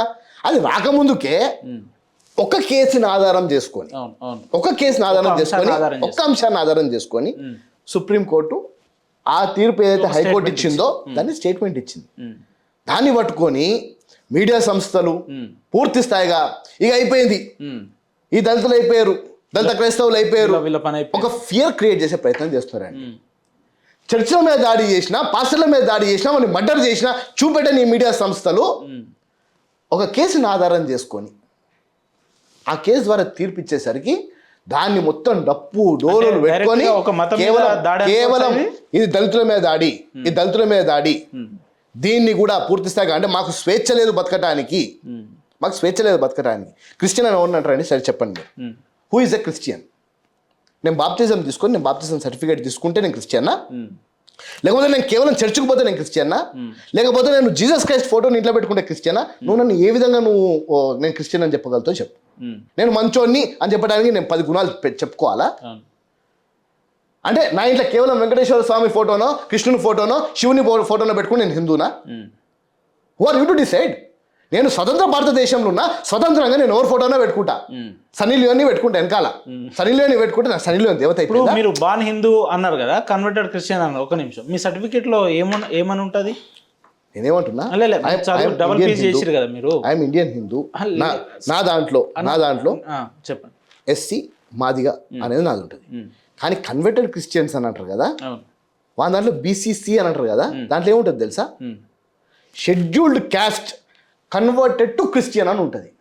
అదే నువ్వు బీసీసీ సర్టిఫికేట్ ఇస్తే క్రిస్టియన్ అని రాదు డైరెక్ట్గా, scheduled caste converted to Christian అంటే అక్కడ కూడా మన షెడ్యూల్డ్ క్యాస్ట్ నువ్వు నెచ్చిపోయి పెడుతున్నావు వాళ్ళకి తీసుకపోయి. నాకు కులం లేదు నేను అక్కడికి పోయినప్పుడు అని నువ్వు చెప్పినప్పుడు షెడ్యూల్డ్ క్యాస్ట్ అని ఎందుకు ఇస్తున్నావు దాని లోపల బీసీసీలా? Converted to Christian, no caste అని. సరే, మరి మా రెడ్లు, వెల్మలు, బాపన్లు ఎంతో మంది కూడా క్రిస్టియానిటీని మరి తీసుకుంటున్నారు కదా, మరి వాళ్ళకు కూడా బీసీసీ సర్టిఫికేట్ ఇవ్వచ్చు కదా. Other caste converted to Christian అని చెప్పొచ్చు కదా. ఈడబ్ల్యూఎస్ రిజర్వేషన్ 10% వాళ్ళు మంచిగా కాలు మీద కాలేసుకొని అనుభవిస్తున్నారండి.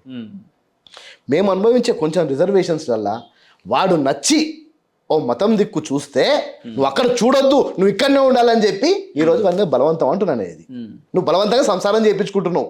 నేను నిజంగా క్రిస్టియన్ అనుకోండి ఫర్ ఎగ్జాంపుల్, బయటికి అమ్మో నా పిల్లలకి రిజర్వేషన్ ఎట్లా, నాకు తిండి ఎట్లా, నా భవిష్యత్తు ఎట్లా, లేదు నేను హిందూనే భయంతో చేయించుకుంటావు. ఏంది సంసారం ఎన్ని రోజులని భయంతో చేయించుకుంటావు?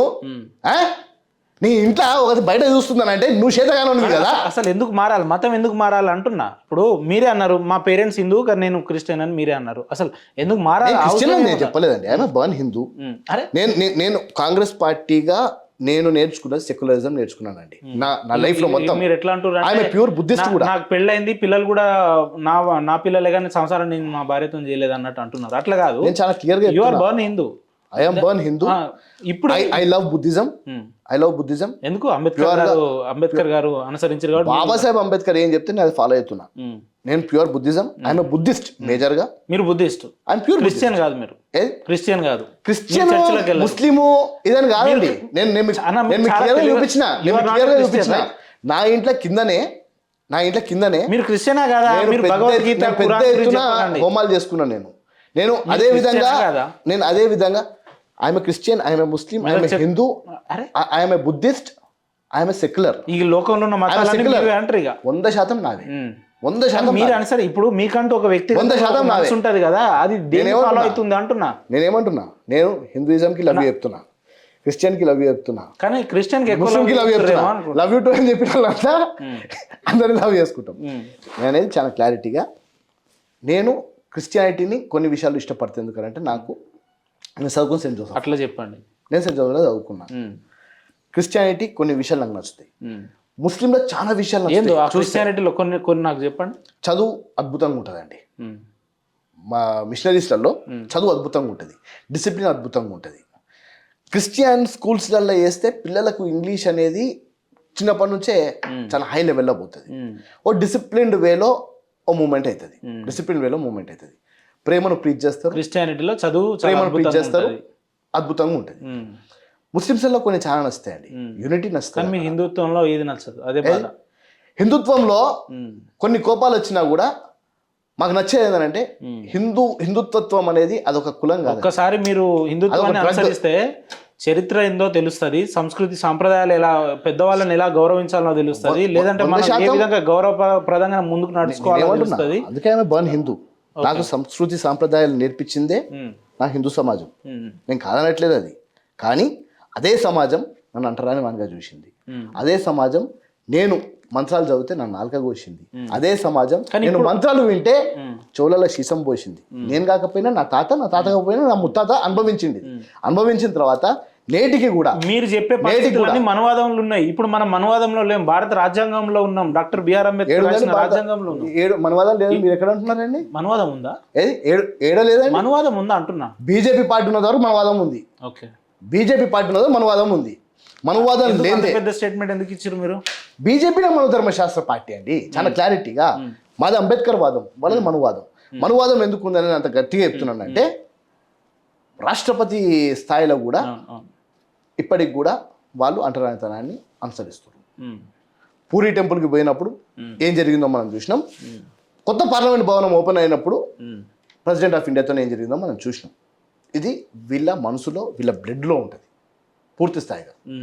మొత్తం పూర్తిగా నేను అనట్లేదు, వీళ్ళ బ్లడ్లో ఉంటుంది అది, ఆర్ఎస్ఎస్ బ్లడ్లో ఉంటుంది అది. 100% 125 సంవత్సరాల ఆర్ఎస్ఎస్ పుట్టుక ఉంది కదా, దాన్ని మొత్తం గమనిస్తే దాంట్లో దళితుల పాత్ర ఎక్కడ ఉందని మీరు చెప్పాలి. దళిత పాత్ర ఎక్కడ లేదు. దళితులు అంటేనే అంటరాని వాళ్ళుగా వాళ్ళు ముందటి నుంచి తీసుకుంటూ వస్తున్నారు. ఇప్పటికి కూడా వాళ్ళు అంటరాని వాళ్ళుగానే. మీరేమో అంటరాని వాళ్ళగా చూస్తారని మీరు అంటున్నారు, వాళ్ళేమో ఈ దేశ మొదటి పౌరుడు అయినటువంటి రాష్ట్రపతినే తీసుకుపోయి మేము దళితుల్ని చేసినాం, గిరిజనులు చేసినాం అని వాళ్ళు మాట్లాడుతారు. చేస్తారు. మీరు కనీసము పార్లమెంట్ భవనం ఓపెనింగ్ కి వాళ్ళు వచ్చి కట్ చేస్తే, రిబ్బన్ కట్ చేస్తే మైల పడుతుంది అని చెప్పి దూరం పెడతారు. అదే రాష్ట్రపతిని మేము చేసినామని చెప్తారు, పూరి టెంపుల్ కి తీసుకపోతే లోపలికి రానియరు. ఎన్ని జరగట్లేదా అండి ఈ రోజు? మరి నిజంగా మీకు అంత దళితులు అంటే ప్రేమ ఉన్నప్పుడు నేషనల్ క్రైమ్ రికార్డ్ బ్యూరో ప్రకారం దళితుల మీద ఇన్ని అత్యాచారాలు జరుగుతుంటే కేంద్ర ప్రభుత్వం ఏం చేస్తుంది? ఆనాడు ఇందిరాగాంధీ గారు తెచ్చిన అదే ఎస్సీ అట్రాసిటీ చట్టం ఉంది తప్ప దాన్ని ఏమన్నా కింద మీద చేసిందని కొంచెం మనం ముందర తీసుకపోయారా? చేయరు. వీళ్ళు దళితులు అని అంటేనే వీళ్ళకి ఒక కంబరం పుట్టుకొస్తుంది. ఏమన్నా ఫస్ట్ మమ్మల్ని ప్రేమించండి, మమ్మల్ని మీతో సమానంగా చూడండి, సమాన హక్కులు ఇవ్వండి అని అడుగుతున్నాం. ఆ సమాన హక్కులు మీరు ఇవ్వకుండా వాడు కొంచెం క్రైస్తవ మతం చూసేసరికి నువ్వు వాడు చూస్తే మొత్తానికి ఆడికి వెళ్ళిపో. నిన్న వచ్చిన సుప్రీంకోర్టు స్టేట్మెంట్ కూడా పర్టికులర్ గా దళితుల్ని ఉద్దేశించి ఒక క్రైస్తవంలో ఉద్దేశించి ఇవ్వడాన్ని దేనికి సంకేతం అన్న అసలు? సుప్రీంకోర్టు తీర్పు దట్ ఈస్ నాట్ ఫైనల్ అండి. స్టేట్మెంట్ అంటున్నాను. సుప్రీంకోర్టు ఏదైతే ఇచ్చిందో దట్ ఈస్ నాట్ ఫైనల్. ఎవ్వరు భయపడాల్సిన అవసరం లేదు. సుప్రీంకోర్టు తను ఇచ్చిన తీర్పును తను రివ్యూ చేసుకునే అధికారాలు కూడా సుప్రీంకోర్టుకు ఉన్నాయి. ఇప్పుడు ఏం జరుగుతుందో కూడా నాకు తెలుసు.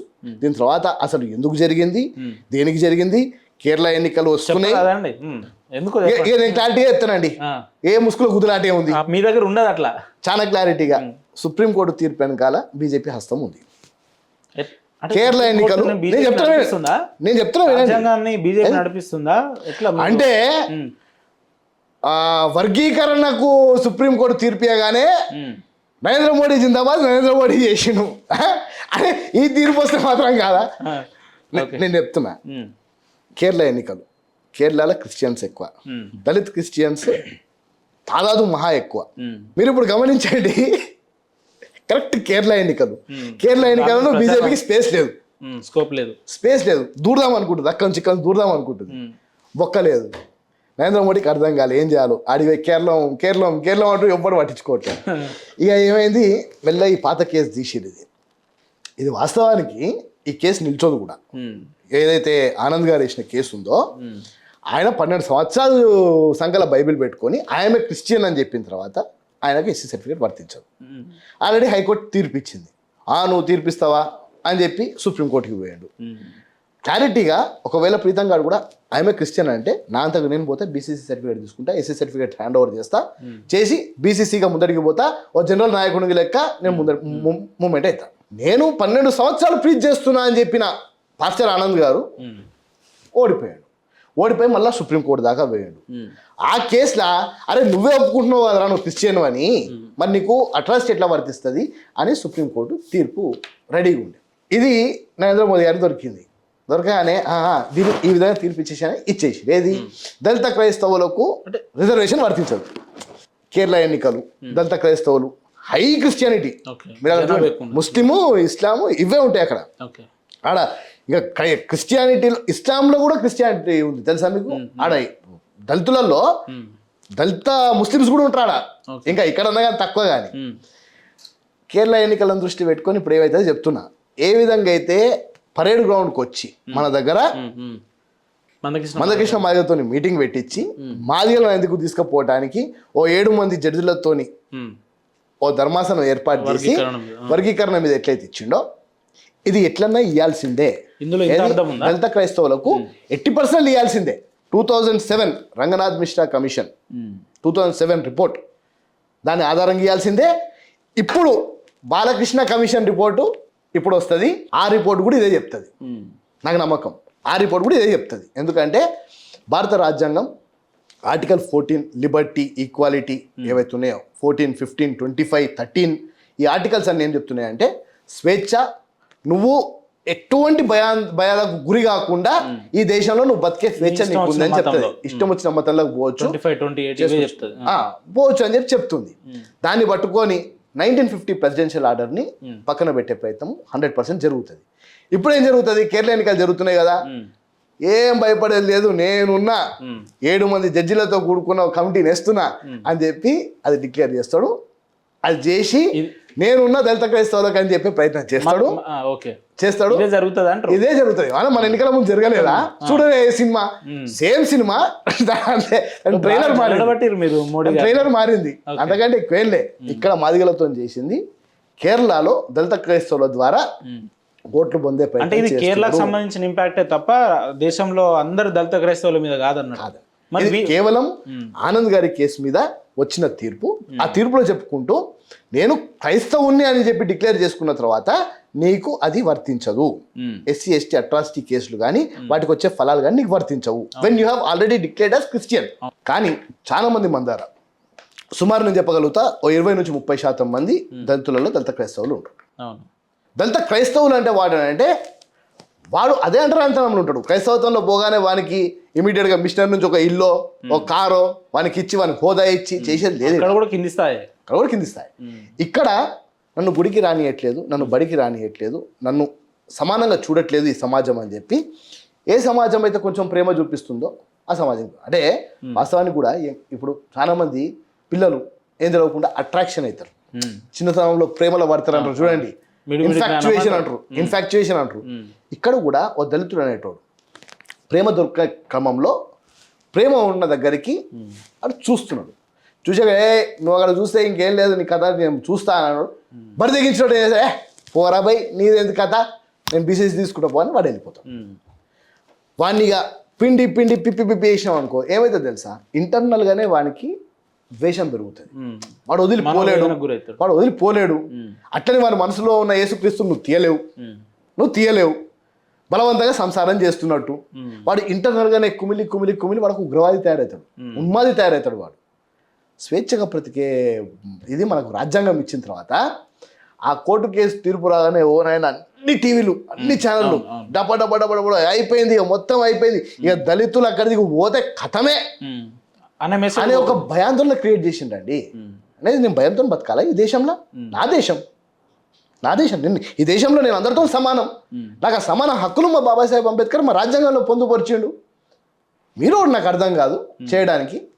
ఇప్పుడు ఆల్రెడీ జస్టిస్ బాలకృష్ణ కమిషన్ మీరు ఒక్కసారి గూగుల్లో కొట్టినా కూడా రికమెండేషన్స్ ఇచ్చింది క్లియర్గా. ఏమని, క్రైస్తవులు దళితులు క్రైస్తవత్వానికి దిక్కుపోతే కూడా వారికి ఎస్సీ స్టేటస్ ఉంటుంది. బుద్ధిజంకి సిక్కిజంకి అది వర్తించినప్పుడు దీన్ని కూడా వర్తించాలి. వారు ఎంత ఇంకా అంటరానితనంలో ఉన్నారో ఇక్కడ కూడా అంత అంటరాని ఎవరికి ఉండదండి, కేవలం దళితులకే ఉంటుంది ఇవన్నీ రూల్స్. ఈ రూల్స్ అన్నీ కేవలం దళితులకే ఉంటాయి, ఇంకా ఏ కులానికి ఉండదు. మొత్తం దళితుల మీదనే, దళితుల మీద కుట్రనే కదా, ముందటి నుంచి కుట్రనే దళితుల మీద కదా. ఇప్పుడు నేనేమంటున్నా, సరే క్రైస్తవత్వంలో ఉన్న దళితులను తీసుకొస్తాము, వాళ్ళు చెప్పులు కుడతారండి, ఇప్పుడు కూడా వాళ్ళు చెప్పులు కుడతారు. మీరు కుట్టి చూపెట్టగలుగుతారా అండి ఎవరన్నా వేరేటోళ్ళు? మీరు క్రిస్టియానిటీకి పోతే మాకు చెప్పులు కుట్టడం మేము ఆపేస్తామా, లేకపోతే మంటరానితనం అవుతుందా? కులం అనేది పుట్టుకతోనే వస్తుంది, సావుదాగా పోదు. గిరిజనులు ఎంతో అంత దృష్టవంతులు, గిరిజనులు చాలా దృష్టవంతులు. వాళ్ళు వాళ్ళ తెగలు, వాళ్ళ యూనిటీ, వాళ్ళు దేనికి పోయినా కూడా వాళ్ళ ట్రైబ్ స్టేటస్ మారదండి. గిరిజనులు దేశవ్యాప్తంగా ఎక్కడ పోయినా వాళ్ళ ట్రైబ్ స్టేటస్ మారదు. వాళ్ళు క్రిస్టియానిటీ తీసుకోవచ్చు, ఇస్లాం తీసుకోవచ్చు, ఏమైనా తీసుకోవచ్చు, వాళ్ళకి ఎటువంటి రూల్స్ లేవు. దళితులకు మాత్రమే రూల్స్ ఉన్నాయి. అంటే గిరిజనుల మీద విషయం చెప్తున్నారా ప్రీతం గారు? నేను అనేది వాళ్ళకి ఇచ్చిన స్వేచ్ఛ దళితులకు కూడా ఇవ్వాలి. ఎందుకంటే మేమందరం ఒకటే. అటు గిరిజనులను కూడా అంటరాని వాళ్ళగా చూసేది ఇదే మన ధర్మశాస్త్రం, ఇదే సనాతన ధర్మం. గిరిజనులు అంటే కూడా వాళ్ళకి నచ్చదండి. మీరు అనుకుంటారేమో గిరిజనులు ఎస్సీ ఎస్టీ అని ఎందుకు పెడతారంటే వీళ్ళ మీదనే ఎక్కువ ఆధిత్యాలు ఉంటాయి. మా గిరిజనులు అమాయకులు, గుండాలల్లో, తండాలల్లో, గుట్టలల్లో మన అడవులను కాపాడే రాజులు వాళ్ళు. వాళ్ళంటే కూడా వీళ్ళకి నచ్చదు. ఎందుకంటే ఆ అడవిలో ఉన్న సంపదను పూర్తి స్థాయిగా ఈరోజు మనకు నక్సలిజం చూసుకుంటా అండి, ఆపరేషన్ కగార్ ఖతం చేసినాం అని అంటారు కదా, అంత పెద్ద మాట ఉంది కదా, రాష్ట్రం అంటున్నారు కదా. సంవత్సరం లోపల మళ్ళీ తిరిగి అది లేవకపోతే నన్ను అడగండి మళ్ళీ మీరు, మళ్ళీ ఒక సంవత్సరం లోపలనే అంటున్నా. మ్యాక్సిమం జరిగే రిక్రూట్మెంట్స్లో ఎస్సీ ఎస్టీలు ఉంటారు, కింది స్థాయి వర్గాలు ఎస్సీ ఎస్టీలో ఉంటారు. ఎస్సీలు ఇంకా తక్కువ, ఎస్టీలు ఎక్కువ ఉంటారు. ఎందుకనంటే ఎప్పుడైతే మీరు వాళ్ళని పీల్చి పిండి పిప్పి చేసి వాళ్ళ సంపదను దోసుకొని వస్తారో ఓపిక కూడా నశించిపోతుంది 100% నశించిపోతుంది. మరి అందులో మ్యాక్సిమము 18 to 25-30 years యంగ్స్టర్స్ ఉంటారు, గన్నులు పట్టుకొని పోతారు. వీళ్ళని కూడా ఎట్లా చేస్తారు అంటే దళిత క్రైస్తవులను ప్రేమించి ఎక్కడి దిగుపోతే, లేదు నువ్వు ప్రేమించొద్దు, నాతోనే సంసారం చేయాలి, నేను మాత్రం సంసారం చెయ్యా, నిన్ను మాత్రం ఇంట్లో పనిదాని లెక్కనే చూస్తా. కానీ తప్పు కదా మరి. ఇప్పుడు మీరు చెప్పే ఉదాహరణ చూసుకుంటే ఇప్పుడు ఒకరికి ఇచ్చి పెళ్లి చేసినప్పుడు వాళ్ళతోనే ఉండాలి, కానీ ఇప్పుడు మీరు అనేది ఎట్లుందంటే వ్యభిచారం చేస్తా నేను మా ఇప్పుడు అట్లాంటి అదే ఉదాహరణలో అంటున్నారు అనేది కాదండి. ఇక్కడ వాడు మనం పెళ్లి కూడా చేసుకోలే, జోగిని వ్యవస్థ ఉండే చూడండి. అంటే గుడికి మన ఇంటి ఆడబిడ్డని ఇచ్చేది, దళితులను జోగిని వ్యవస్థ లెక్క చూస్తున్నారు వీళ్ళు. పెళ్ళైనా చేసుకోరంటే చేసుకోరు, జోగిని లెక్క నువ్వు మొత్తం సమాజంతో నువ్వు ఉండాలి అని అంటారు. ఆ వ్యవస్థ అనేది తప్పు, అది తప్పు. మమ్మల్ని నీతో పాటు ఈక్వల్గా చూడు, నీతోనే ఉంటాం. వాడి ఇష్టం వచ్చాడు పోయేటప్పుడు నువ్వు పోనీ, నీకేం పోయేది ఉంది? ఓపెన్గా డిక్లేర్ చేసుకునేటోడు ఏసఐఎం బీసీసీ అని అంటాడు. చాలా మంది ఎంఆర్ఓలతో నేను మాట్లాడుతుంటా, ఆర్డీఓలతో మాట్లాడుతుంటా, సార్ వాడు క్రిస్టియన్ అని చెప్పి మాకు సర్టిఫికేట్ ఇవ్వట్లేదు సార్ అంట. How you have declared that he is a Christian? నేను చాలా మంది ఎంఆర్ఓలతో చెప్తే ఈ విషయం. వాళ్ళ ఉద్యోగం పీకేదాకా నేను అడిగా. నీకు తెలుసు నా మొత్తం చరిత్రలా నేను వెనక పడితే ఎంత దూరం అని వెళ్తారు, ఎంత దూరం అన్నా పోతా. నేను పర్సనల్గా తీసుకోవద్దు అంతే. ప్రీతం గారు పర్సనల్గా తీసుకుంటా అంటే ఆయన ఉద్యోగం పీకేదాకా అని వెనకనే పడతా. ఎవరికి అధికారం లేదు. దట్ నువ్వు క్రిస్టియన్వి, నువ్వు ముస్లింవి. ముస్లిం అని అంటే తెలిసిపోతుంది. ఎస్, ఇస్లాం మతం తీసుకుంటే డిఫరెంట్గా తెలిసిపోతుంది. నువ్వు జస్ట్ బైబిల్ పట్టుకున్నావు కదా, నీ ఇంట్లో జీసస్ క్రైస్ట్ ఫోటో ఉంది కదా అన్న ఆధారంతో గనక ఏ ప్రభుత్వ అధికారి కానీ క్యాస్ట్ సర్టిఫికేట్ ఇవ్వడం కనుక నిరాకరిస్తే 100% వాళ్ళ మీద పోరాటం చేయొచ్చు. మాకు అధికారం ఉంది. ఆర్టికల్ 14, 15, 25. ఒక వ్యక్తి క్రైస్తవుడు అని ఎట్లా ఏ ఆధారంగా మనం until and unless he declares that I am a Christian, నేను బాప్తిజం తీసుకున్నా, ఇది నా సర్టిఫికేట్ అని ఇచ్చేదాకా. మీ ఆఫీస్లో మొత్తం కాంగ్రెస్ కండువాలే ఉన్నాయి, అక్కడ ఎక్కడ చూసినా కాంగ్రెస్ కండువాలే ఉన్నాయి, కానీ నేను కాంగ్రెస్లో లేను అని అంటే ఇది ఎక్కడ కరెక్ట్? ఇప్పుడు ఎవరింటిలోకి పోయినా బైబిల్కి సంబంధించిన ఆధారాలు, దేవుని జీసస్ బొమ్మ కావచ్చు, ఆ సిలువ బొమ్మ బైబిల్ ఉంటుంది అనుకోండి, ఆయన క్రైస్తవుడు కాదంటే ఎట్లా నమ్ముతారు? ఎట్లా క్రైస్తవుడు అనేది మీరు అంటే ఆ బొమ్మలను చూసి ఆధారంతో ఇది చేస్తారా? అంటే ఇప్పుడు మీ ఫోటోలు చూసే కదా మీరు అని చెప్పేది. ఏమంటున్నా, జీవితంలో నేను పార్టీ మారాను, కానీ ఇప్పుడు తప్పున నేను ఇమీడియట్గా పార్టీ మారాను అనుకోండి, ఆడ ఉన్న కణవాలు ఏమన్నా పింక్ అయిపోతాయా, కాషాయం అవుతాయా? కావు కదా. ఎప్పటి నుంచో ఎన్నో సంవత్సరాల నుంచి నిర్మాణం చేసుకున్న వ్యవస్థ ఉంది. ఇప్పుడు క్రిస్టియన్ బైబిల్ ఇంట్లో ఉంటే ఏదంటే సరే, దాంతో పాటు ఒక భగవద్గీత కూడా పెట్టుకుంటాం. ఒక క్రైస్తవుడు బైబిల్ని నమ్మే ఒక క్రైస్తవుడు నేను క్రైస్తవుడిని చెప్పుకోవడానికి ఎందుకు భయపడతారు అసలు? ఏమంటానండి అంటే వచ్చే కనీస రిజర్వేషన్ ఫలాలు అవి రాకుండా పోతాయేమో అంటే ఇప్పుడు ఇటు రిజర్వేషన్స్ రావాలి, అట్ ది సేమ్ టైం నేను క్రైస్తవుడిని కూడా కావాలి అని అంటే క్రైస్తవుడు అయితే ఆయన అంటరానితనం పోయిందా, ఆయన సోషల్ స్టేటస్ మారిందా, లేకపోతే ఆయన ఏమైనా కోటీశ్వరుడు అయినా అండి? అంటారు కదా క్రైస్తవులు అయిపోతే రాత్రికి రాత్రే మిరాకిల్స్ జరిగిపోతాయి, ఏదేదో అయిపోతుంది. మంచిదే కదా మరి, మిరాకిల్స్ అయిపోయి మంచిదే కదా. సోషల్ మీడియాలో చూస్తాం కదా. నేనేమంటున్నా, ఆర్టికల్ 14, 15, 25 మనం గమనిస్తే ఫ్రీడమ్ ఆఫ్ ఎక్స్ప్రెషన్, మనకు ఫ్రీడమ్, ఈక్వాలిటీ గురించి మాట్లాడుతుంది ఈ ఆర్టికల్స్. దీని లోపల నేనేమంటున్నా, వాడు పుట్టిన తర్వాత వాడు పుట్టుక ఎంత దరిద్రంలో పుట్టినా కూడా వాడు నడుచుకుంటూ పోయే క్రమంలో వాడి లైఫ్ చేంజ్ అవుతుంది. చేంజ్ అవ్వకుంటూ వచ్చే క్రమంలో వాడు మారుతాడు. వాడు మారినంత మాత్రాన వాడి అంటరాంతరం అయితే మారలే కదా, వాడి కులం అయితే మారలే కదా, వాడు పెట్టే బొందైతే మారలే కదా. వాడు చచ్చిపోయేదాకా ఈ కులము వెంటాడుతుంది. నువ్వు అరే వాడందరికి వెళ్ళిండు, వాడందరికి వెళ్ళగానే కోటీశ్వరుడు అవుతున్నాడు అంటే అందరు దాంట్లోకి వెళ్తారు, కానీ ఇక్కడ అటువంటిది ఉండదండి. వాడి క్రైస్తవత్వంలో ఉన్న మంచితనాన్ని వాడు గమనించి వాడు పోతుండేమో, నేను కాదన్నా. అక్కడ పోతే పాటలు పాడతారు, మంచి ఇది చేస్తారు. మన దాంట్లో కూడా ముందు భజనలు ఉంటుండే, ఈ మధ్య భజనలు లేవు, మొత్తం డీజేలు వచ్చినాయి. ఇప్పుడంతా డీజేలు వచ్చేసినాయి, డీజేల మీద డాన్సులు చేస్తారు. 9 రోజులు వినాయక చవితి కాగానే ఇక డీజేలు. అంటే వాస్తవానికి హిందుత్వాన్ని పూర్తి స్థాయిగా కింద పడేసేది కూడా బీజేపీ. ఇది కూడా వాస్తవం మనం ఆలోచించాలి. లేకపోతేనే హిందుత్వం లేదు అని వాళ్ళు అంటే మళ్ళీ మీరు కింద పడేస్తారంటారు ఏం సార్? బీజేపీ హిందుత్వ పేరు పెట్టుకొని ఇస్ దేశ్ మే రేనా హైతో జై శ్రీరామ్ బోల్నా హీ పడేగా అని వాళ్ళు అంటారు. నేనేమంటున్నా అదే కదా, అంటే అది దాన్ని ఏమంటారండి, భయపడుతున్నట్ట. ఇస్ దేశ్ మే రేనాతో జై శ్రీరామ్ బోల్నా పడేగా. భారతదేశం అండి ఇది. ఏం దేశం ఇది? జై హనుమాన్ అంట, భారతదేశం జై హనుమాన్ అంట. చెప్పనీకే నాకు అర్థం కాదు, జై శ్రీరామ్ అనాలే ఇది అనాలి, నువ్వు ఓటర్నే చెప్పేవి నాకు అర్థం కాదు. గొల్లి కానీ అనేది ఈడు చెప్పగానే గొల్లిగాళ్ళు, పింకిగాళ్ళు, బత్తాయి గాళ్ళు వీళ్ళకేం పని ఉండదు. మళ్ళీ మీరు ఇది కూడా కట్ చేసి పెడితే కింద నాకు కింద ఓ మస్తు కామెంట్లు వస్తాయి. వీళ్ళు ఏంటంటే రాముణ్ణి జెండాలలో చూపించి రాముణ్ణి జెండాలలో చూపించి ఓట్లు అడుక్కునే బిచ్చగాళ్ళు. రాముని గుండెలలో పెట్టుకునేది కాంగ్రెస్ పార్టీ ఉంటుంది, ఇది గుర్తు పెట్టుకోరు. అరే కాంగ్రెస్ అంటేనే ముస్లింల పార్టీ. నేను రేవంత్ రెడ్డి కాదు, రేవంత్ ఉద్దీన్ అని ఆయన మాట్లాడతారు, మీరేమో హిందువులను గుండెలో పెట్టుకున్నారు. రేవంత్ అని ఏమన్నాడు? ఆయన రేవంత్ యాదవ్, ఆయన రేవంత్ ఆంటనీ, రేవంత్ గౌడ్, రేవంత్ మాదిగా ప్రజల నాయకులం అండి. చాలా క్లారిటీగా అంటే మీరు గమనిస్తే హిందువుల ఎక్కువ ఉచకోత జరిగింది కూడా బీజేపీ ద్వారానే. తెలుసా మీకు ఇది? ఎట్లా చెప్తున్నారు చెప్పండి. అయితే అడ్వాణి గారు ఒక రథయాత్ర తీశారు, ఎల్కే అడ్వాణి గారు, ఈట్ పూజ పేరు మీద. ఈట్ పూజ అంటే ఏం తెలుసా?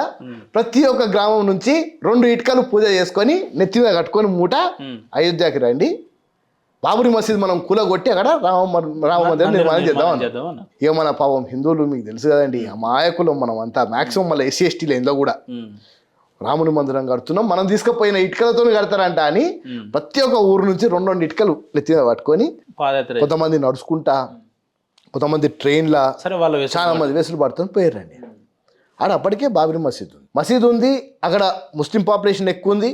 ముస్లింస్ కూడా ఏమో మన మసీద్ కూలగొడతారంట, ఇల్లు ఎట్లా కూలగొడతారో చూద్దామని వాళ్ళు జమ అయ్యారు. వీళ్ళు ఇక్కడ నుంచి ఇటుకలు పట్టుకొని కొన్ని లక్షల మంది ఆడికి పోగానే ఆడ కమ్యూనల్ రైట్ అయిపోయాయి. మన హిందువులందరూ ఏం చేశారు, ఆ ఇటుకలు పట్టుకపోయినా మొత్తం గొడ్డలు తీసుకొని బాబరీ మసీద్ని మీదికి ఎక్కేసి కూలగొట్టే ప్రయత్నం చేశారు. ఆ దాడిలో నిజంగా చెప్తున్నా సుమారు ఒక 25,000 మంది హిందువులు చనిపోయినారండి. దానికి కారణం ఎవరు? బీజేపీ కాదా? ఆ కాల్ చేసింది ఎవరు? కాల్ఫర్ చేసింది ఎవరు? కానీ ఎట్టకేలకు మందిరం అయితే నిర్మించారు కదా. మరి ఎప్పుడు నిర్మించారు? సుప్రీంకోర్టు ద్వారా నిర్ణయం వచ్చిన తర్వాత నిర్మించారు. అంత ఓపిక లేకుండేనా? మీరు 25,000 మంది హిందువులను మీరు చంపేయాల్సిన అవసరం ఉండేనా?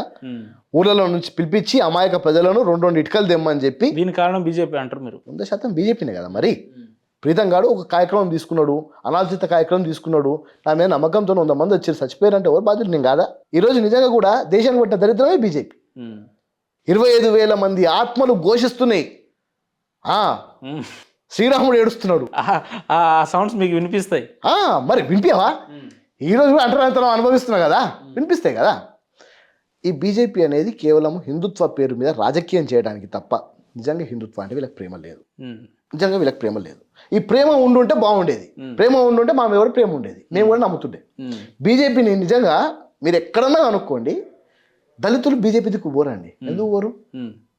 మీరు ఎప్పుడైనా గమనించింది? దళితులు బీజేపీలో పోరు. ఇప్పుడు బీజేపీలో ఎస్సీ వింగ్స్ లేవా, ఎస్సీ ఎస్టీ సెల్స్ లేవా, అందులో దళితులు పనిచేస్తలేరా, దళిత ఎమ్మెల్యేలు లేరా, దళిత మాజీ ఎమ్మెల్యేలు లేరా, నాయకులు లేరా? ఎవరు మాట్లాడుకుందామా? చెప్పండి. బండారు లక్ష్మణ్ గారిని జాతీయ అధ్యక్షుడు చేసి, అరే గవర్నర్ కూడా చేసిరండి. నేను చెప్తానండి, ఏం చేసి ఆయన మీద అవినీతి ఆరోపణలు పెట్టి తేలిక పెట్టి ₹1,00,000 చూపించి, అంటే ఈ దళితుడిని వీని ఇంతేరా, వీడి జాతీయ అధ్యక్షుడు అయినా ఇంతేరా అని చెప్పి కించపరిచి తీసి పక్కన పడేసాడు. ఈ మాట నిజం కాదా? ఈ మాట నిజం కాదా? ఎవరండి ఎస్ఎస్ఎల్ అధ్యక్షుడు? మా శ్రీధర్, మా కాంగ్రెస్ పార్టీలో గెలిచిన తీసుకుపోయి మీరు ఎస్ఎస్ఎల్ అధ్యక్షుడిని చేసుకుర్రు. ఇంకెవరున్నారండి? నాకు పేరు చెప్పండి చెప్తా. కొప్పు భాష గారని పోయినసారి ఉంటుంటే చాలా చాలా మంది ఉన్నారు. ఇట్లా నేను ఎగ్జాంపుల్ చెప్పా. భాష మంచోడు, నేను కాదన్నా. కొప్పు భాష గారు మంచోరు, నేను కాదన్నా. వారు ఎందుకున్నారు అక్కడ కూడా నాకు తెలుసు, ఎవరేందో నాకు తెలుసు. దళితులలో మీరు నాకు ఎవరిని చెప్పినా ప్రీతం గారు కింద నుంచి జల్లడ పట్టేసి వచ్చిండు. అందరి గురించి చెప్తాడు, ఎవడు ఏం కథ, ఎవడు విజిటింగ్ కార్డ్ లీడరు, ఎవడి దగ్గర జనాలు ఉన్నారు, ఎవరి దగ్గర మంది ఉంది, మొత్తం ప్రీతంగా. ఏందన్నా మనిషి పేరు చెప్తే మొత్తం పుట్టు పూర్వతం చరిత్ర చెప్తారు, ఎట్లా సాధ్యం? నా కుల సభ్యులు, నా కుటుంబ సభ్యులు, వాళ్ళు ఏ పార్టీలు ఉన్నా నా కుటుంబ సభ్యులు, ఏ స్టేజ్ మీద ఉన్నా నేను ఎందుకు భాష నాకు కూడా ఒకసారి చెప్పిన, రానా కాంగ్రెస్ పార్టీలకి ఇది మన పార్టీ, ఈడ ప్రతి ఒక్క నిర్మాణం దళితుడే ఉంది, నువ్వు వచ్చేసి ఇక్కడికి అనుకుంటే ఇన్వైట్ చేసి. ఏ పార్టీ అయినా ఏ ప్రాంతం అయినా దళితుడు అంటే మీకు ఒక ప్రేమ ఉంటది, అంతేనా? ప్రేమ ఉంటుంది కంపల్సరీ. ఏం చేసిరు అన్న మీరు? ఇప్పుడు సంవత్సరం దాటింది మీరు కార్పొరేషన్ చైర్మన్ అయ్యి. దళితుల కోసం ఏం చేసిండు? పొద్దున్న లేస్తే దళిత సమాజం గురించి మాట్లాడే ప్రీతం గారు దళితుల కోసం ఏం చేసిండు అంటే ఏం చెప్తారు? అయితే ఓ యుద్ధం చేయాలంటే దానికి ఆయుధాలు కావాలి. ఇంకా ఆయుధాలు ఈ సంవత్సరం నుంచి మీ దగ్గర రాలేదా? మీ చేతికి రాలేదా? ఆయుధాలు రెడీ చేసినాం అంటున్నా. ఇంకా రాలే మీ చేతికి? ఆయుధాలు రెడీ చేసినాం అంటున్నా. ఇప్పుడు ఎస్సీ ఎస్టీగా ఒక సంక్షేమ పథకం పెట్టుకోవాలంటే మీకు కావాల్సిన డాక్యుమెంట్స్ ఏంటండి? White ration card. గత 10 సంవత్సరాల రేషన్ కార్డులే ఇవ్వలే. అది బేసిక్. అవునా? నేను చైర్మన్ అయిన తర్వాత నా దగ్గర ఫండ్ పడి ఉండే, ఒక ₹1,036 కోట్ల ఫండ్ పడి ఉండే. ఇమీడియట్గా నేను రాగానే మనం 1036 crores మా ఎస్సీ కార్పొరేషన్లో ఉండే. నేను రాగానే ఇక మా ఉత్సాహం మీద ఉంటాం కదా, మన వాళ్ళకి అందరికి ఇవ్వాలి చేయాలి అని మొత్తం డాక్యుమెంట్స్ రెడీ చేసి సిఓపి పెట్టిన. కమిటీ ఆఫ్ పర్సన్స్ మీటింగ్ అని ఉంటుంది, మొత్తం బోర్డు మీటింగ్ పెట్టి ఈ ₹1,036 కోట్ల మనం దీన్ని యాక్షన్ ప్లాన్ రెడీ చేసి మనం డిస్ట్రిబ్యూట్ చేయాలన్న క్రమంలో ఏంటిది అనగానే చూస్తే రేషన్ కార్డు కావాలి, సర్టిఫికేట్ కావాలి, బేసిక్. అరే 10 సంవత్సరాల నుంచి రేషన్ కార్డులు లేవు, క్యాస్ట్ సర్టిఫికేట్ కావాలి. నీకు 10 సంవత్సరాల నుంచి రేషన్ కార్డులు లేవు, మరి లబ్ధిదారులు ఎట్లా అండి పరిస్థితి? మళ్ళీ ఇమీడియట్గా నేను ముఖ్యమంత్రి గారి దగ్గరికి వెళ్ళిన, అన్నా మరి ఇది పరిస్థితి, మనం రేషన్ కార్డులు ఇస్తే తప్ప మా వాళ్ళకి లోన్ ఏది ఇచ్చేటట్లేదు. ఈ 10 సంవత్సరాల నుంచి చాలా మంది ఈ వైట్ రేషన్ కార్డుల ద్వారా వివిధ పథకాలు అందుకున్నారు, వాళ్ళు మళ్ళీ ఇంకో పథకానికి ఎలిజిబుల్ లేరు. సో వీళ్ళకి రాదు, ఆల్రెడీ ఉన్న వాళ్ళకి రాదు, కొత్త వాళ్ళకి రావాలంటే రేషన్ కార్డులు లేవు అని అంటే, రేవంత్ అన్న ఒక 3 months ఆగు, మనం కొత్త రేషన్ కార్డులో మనం ప్రణాళిక మనం మొదలు పెడుతున్నామని చెప్పి, వాస్తవానికి రాష్ట్రంలో కొన్ని లక్షల వైట్ రేషన్ కార్డులు ఇప్పుడు వచ్చినాయి. వాళ్ళందరూ ఇప్పుడు అర్హులైనారు. అర్హులు కాగానే 169 కోట్లతో ఫస్ట్ యాక్షన్ ప్లాన్ తీసినాం, 2 wheelers 3 wheelers ఇస్తున్నాం. దాని తర్వాత సెకండ్ యాక్షన్ ప్లాన్ వచ్చింది, అందులో డ్రోన్స్ ఇస్తున్నాం, సోలార్ ట్రైనింగ్ ఇస్తున్నాం. ఇప్పుడు ఆల్రెడీ పట్టాల మీదకి ఎక్కినాం. గత ప్రభుత్వం చేసిన తప్పుల వల్ల 10 సంవత్సరాల నుంచి ఒక్క రేషన్ కార్డు ఇవ్వలేదని అంటే ఎంత కోపం, ఎంత కషి మీరు ఆలోచించండి. వైట్ రేషన్ కార్డు ఎవరికి కావాలండి? ఓ దళిత గిరిజనునికే కావాలి, ఆర్థికంగా వెనకబడ్డానికే కావాలి. ఆర్థికంగా ఎవడు వెనకబడ్డాడండి? దళిత గిరిజన. కోపం ఎవరి మీద అండి? దళిత గిరిజనుల మీద. సో ఇదంతా తెలవకుండా సాప కింద నీరు లెక్క దళిత గిరిజనులను తొక్కే ప్రయత్నం చేసిండ్రు. ఈరోజు వైట్ రేషన్ కార్డులు వచ్చినాయి. ఇప్పుడు ఆ వైట్ రేషన్ కార్డుల ద్వారా ఎస్టీ డిపార్ట్మెంట్ నుంచి మా బెల్లయ్య నాయక్ గారు కూడా యాక్షన్ ప్లాన్ తీసిండ్రు, వాళ్ళది కూడా స్టార్ట్ ఇవ్వచ్చు కదా. మీకు దళితుల మీద నిజంగా ఇంత ప్రేమ ఉంటే అదే కేసీఆర్ గారు ఇచ్చిన 10 లక్షల దళిత బంధు ఇచ్చుకుంటే రావచ్చు కదా మీ కుటుంబాలకు. అయితే ఏడానికి ఏం చేసిందంటే కేసీఆర్ గారు మాకు 8 లక్షల కోట్ల అప్పు పెట్టిపోయిందండి. పోయి మంచిగా వండిడు ఫామ్ హౌస్ లా. దాదాపు 3 లక్షల కోట్ల అప్పు అని వాళ్ళు అంటారు. మీరేమో మొదట్లో ఒక 6 లక్షల దాకా ఉంటుండే, 7కి వచ్చింది, ఇప్పుడు 8కి వచ్చింది. మరి ఆ లెక్క చూసుకుంటే 2 ఏళ్ల నుంచి కాంగ్రెస్ పార్టీ 2 ఏళ్ల నుంచి కాంగ్రెస్ పార్టీ ఏం అప్పు చేయలేదా? ఎంత చేసిందో చెప్పాలి, ఎందుకు చేసింది మరి చెప్పండి. ఇప్పుడు చేసిన అభివృద్ధి నేనేమంటున్నా, మనకు వచ్చే రెవెన్యూ 30,000 కోట్లు, 18,000 కోట్ల రూపాయలు అప్పులో పోతుంది. 12,000 కోట్లతో రాష్ట్రం నడుస్తుంది. అవును. 12,000 కోట్లలో 6,000 కోట్ల రూపాయలు జీతాలకు పోతుంది. ఇంకో 6,000 కోట్లలో ఉన్న సంక్షేమ పథకాలన్నింటినీ పెట్టాలి. ఇది మన రాష్ట్ర పరిస్థితి అంటే అవుట్లైన్ చెప్తున్నాను నేను. అవును. ఈ రీపేమెంట్ కూడా ఏం చేసిండే కేసీఆర్ 10 సంవత్సరాల కాలంలో కట్టేస్తామని చెప్పి లెస్ టెన్యూర్ పెట్టుకోండి. అవును. 10 సంవత్సరాల తర్వాత రీపేమెంట్ స్టార్ట్ అవుతుంది. 10 సంవత్సరాల దాకా కడతాం అంటే లోన్ తీసుకున్నదేమో డే 1 కానీ నువ్వు కట్టేది ఎప్పటి నుంచి 10 సంవత్సరాలు. అంటే ఈయన దిగుడే మాకు ఈఎంఐలు స్టార్ట్ అయింది. ఈయన ఉన్నంత వరకు ఈఎంఐలు లేకుండే 10th ఇయర్ నుంచి ఈఎంఐలు స్టార్ట్ అయింది. ఇది ప్రజలకు చాలా మందికి తెలియదు. ఇది అప్పటికి కూడా రేవంత్ రెడ్డి గారు ఏం చేస్తున్నారు, ఈ అప్పులను తొందరగా క్లోజ్ చేసుకుంటూ కొంచెం సంక్షేమ పథకాలు ఇబ్బంది అయినా కూడా అప్పులను తొందరగా క్లోజ్ చేసుకుంటూ రాష్ట్రాన్ని ఆర్థిక ప్రగతి తీసుకుపోయే ప్రయత్నం చేస్తున్నాం మేము. ఇందులో కూడా నేనేమన్నా సరే నువ్వు అప్పులు చేయలేదు అంటున్నావు, మరి అసెంబ్లీకి వచ్చి నేను ఎందుకు చేసిన నా ప్లాన్ ఇది ఉండే దీని ద్వారా ఇట్లా కడదాం అనుకున్నా అది మీరు చేయండి అని సలహాలు ఇవ్వచ్చు కదా. రేవంత్ రెడ్డి స్థాయికి కేటీఆర్ హరీష్ రావే ఎక్కువ, కేసీఆర్ రానవసరం లేదని వాళ్ళ నాయకులు చెప్పుకుంటా ఉంటారు. అరే నాకు అర్థం కాలే ముఖ్యమంత్రి గారిని ఏ స్థాయి గురించి మాట్లాడుతున్నారు రేవంత్ రెడ్డి గారి స్థాయి. ఓ ZPTCగా ఇండిపెండెంట్ నుంచి గెలిచి ఎమ్మెల్సీగా గెలిచి ఎమ్మెల్యేగా గెలిచి ఎంపీగా గెలిచి ఇన్ని సంవత్సరాలు ప్రజా జీవితంలో ఉన్న స్థాయి గురించి మీరు మాట్లాడేది. కేటీఆర్ గారు కూడా 5-6 సార్లు ఎమ్మెల్యే గెలిచిండు, మంత్రి చేసిండు. 5-6 సార్లు మాజీ ముఖ్యమంత్రి కేసీఆర్ మీరు చెప్తారు 5-6 సార్లు గెలిచిందని. ఎప్పుడు గెలిచింది?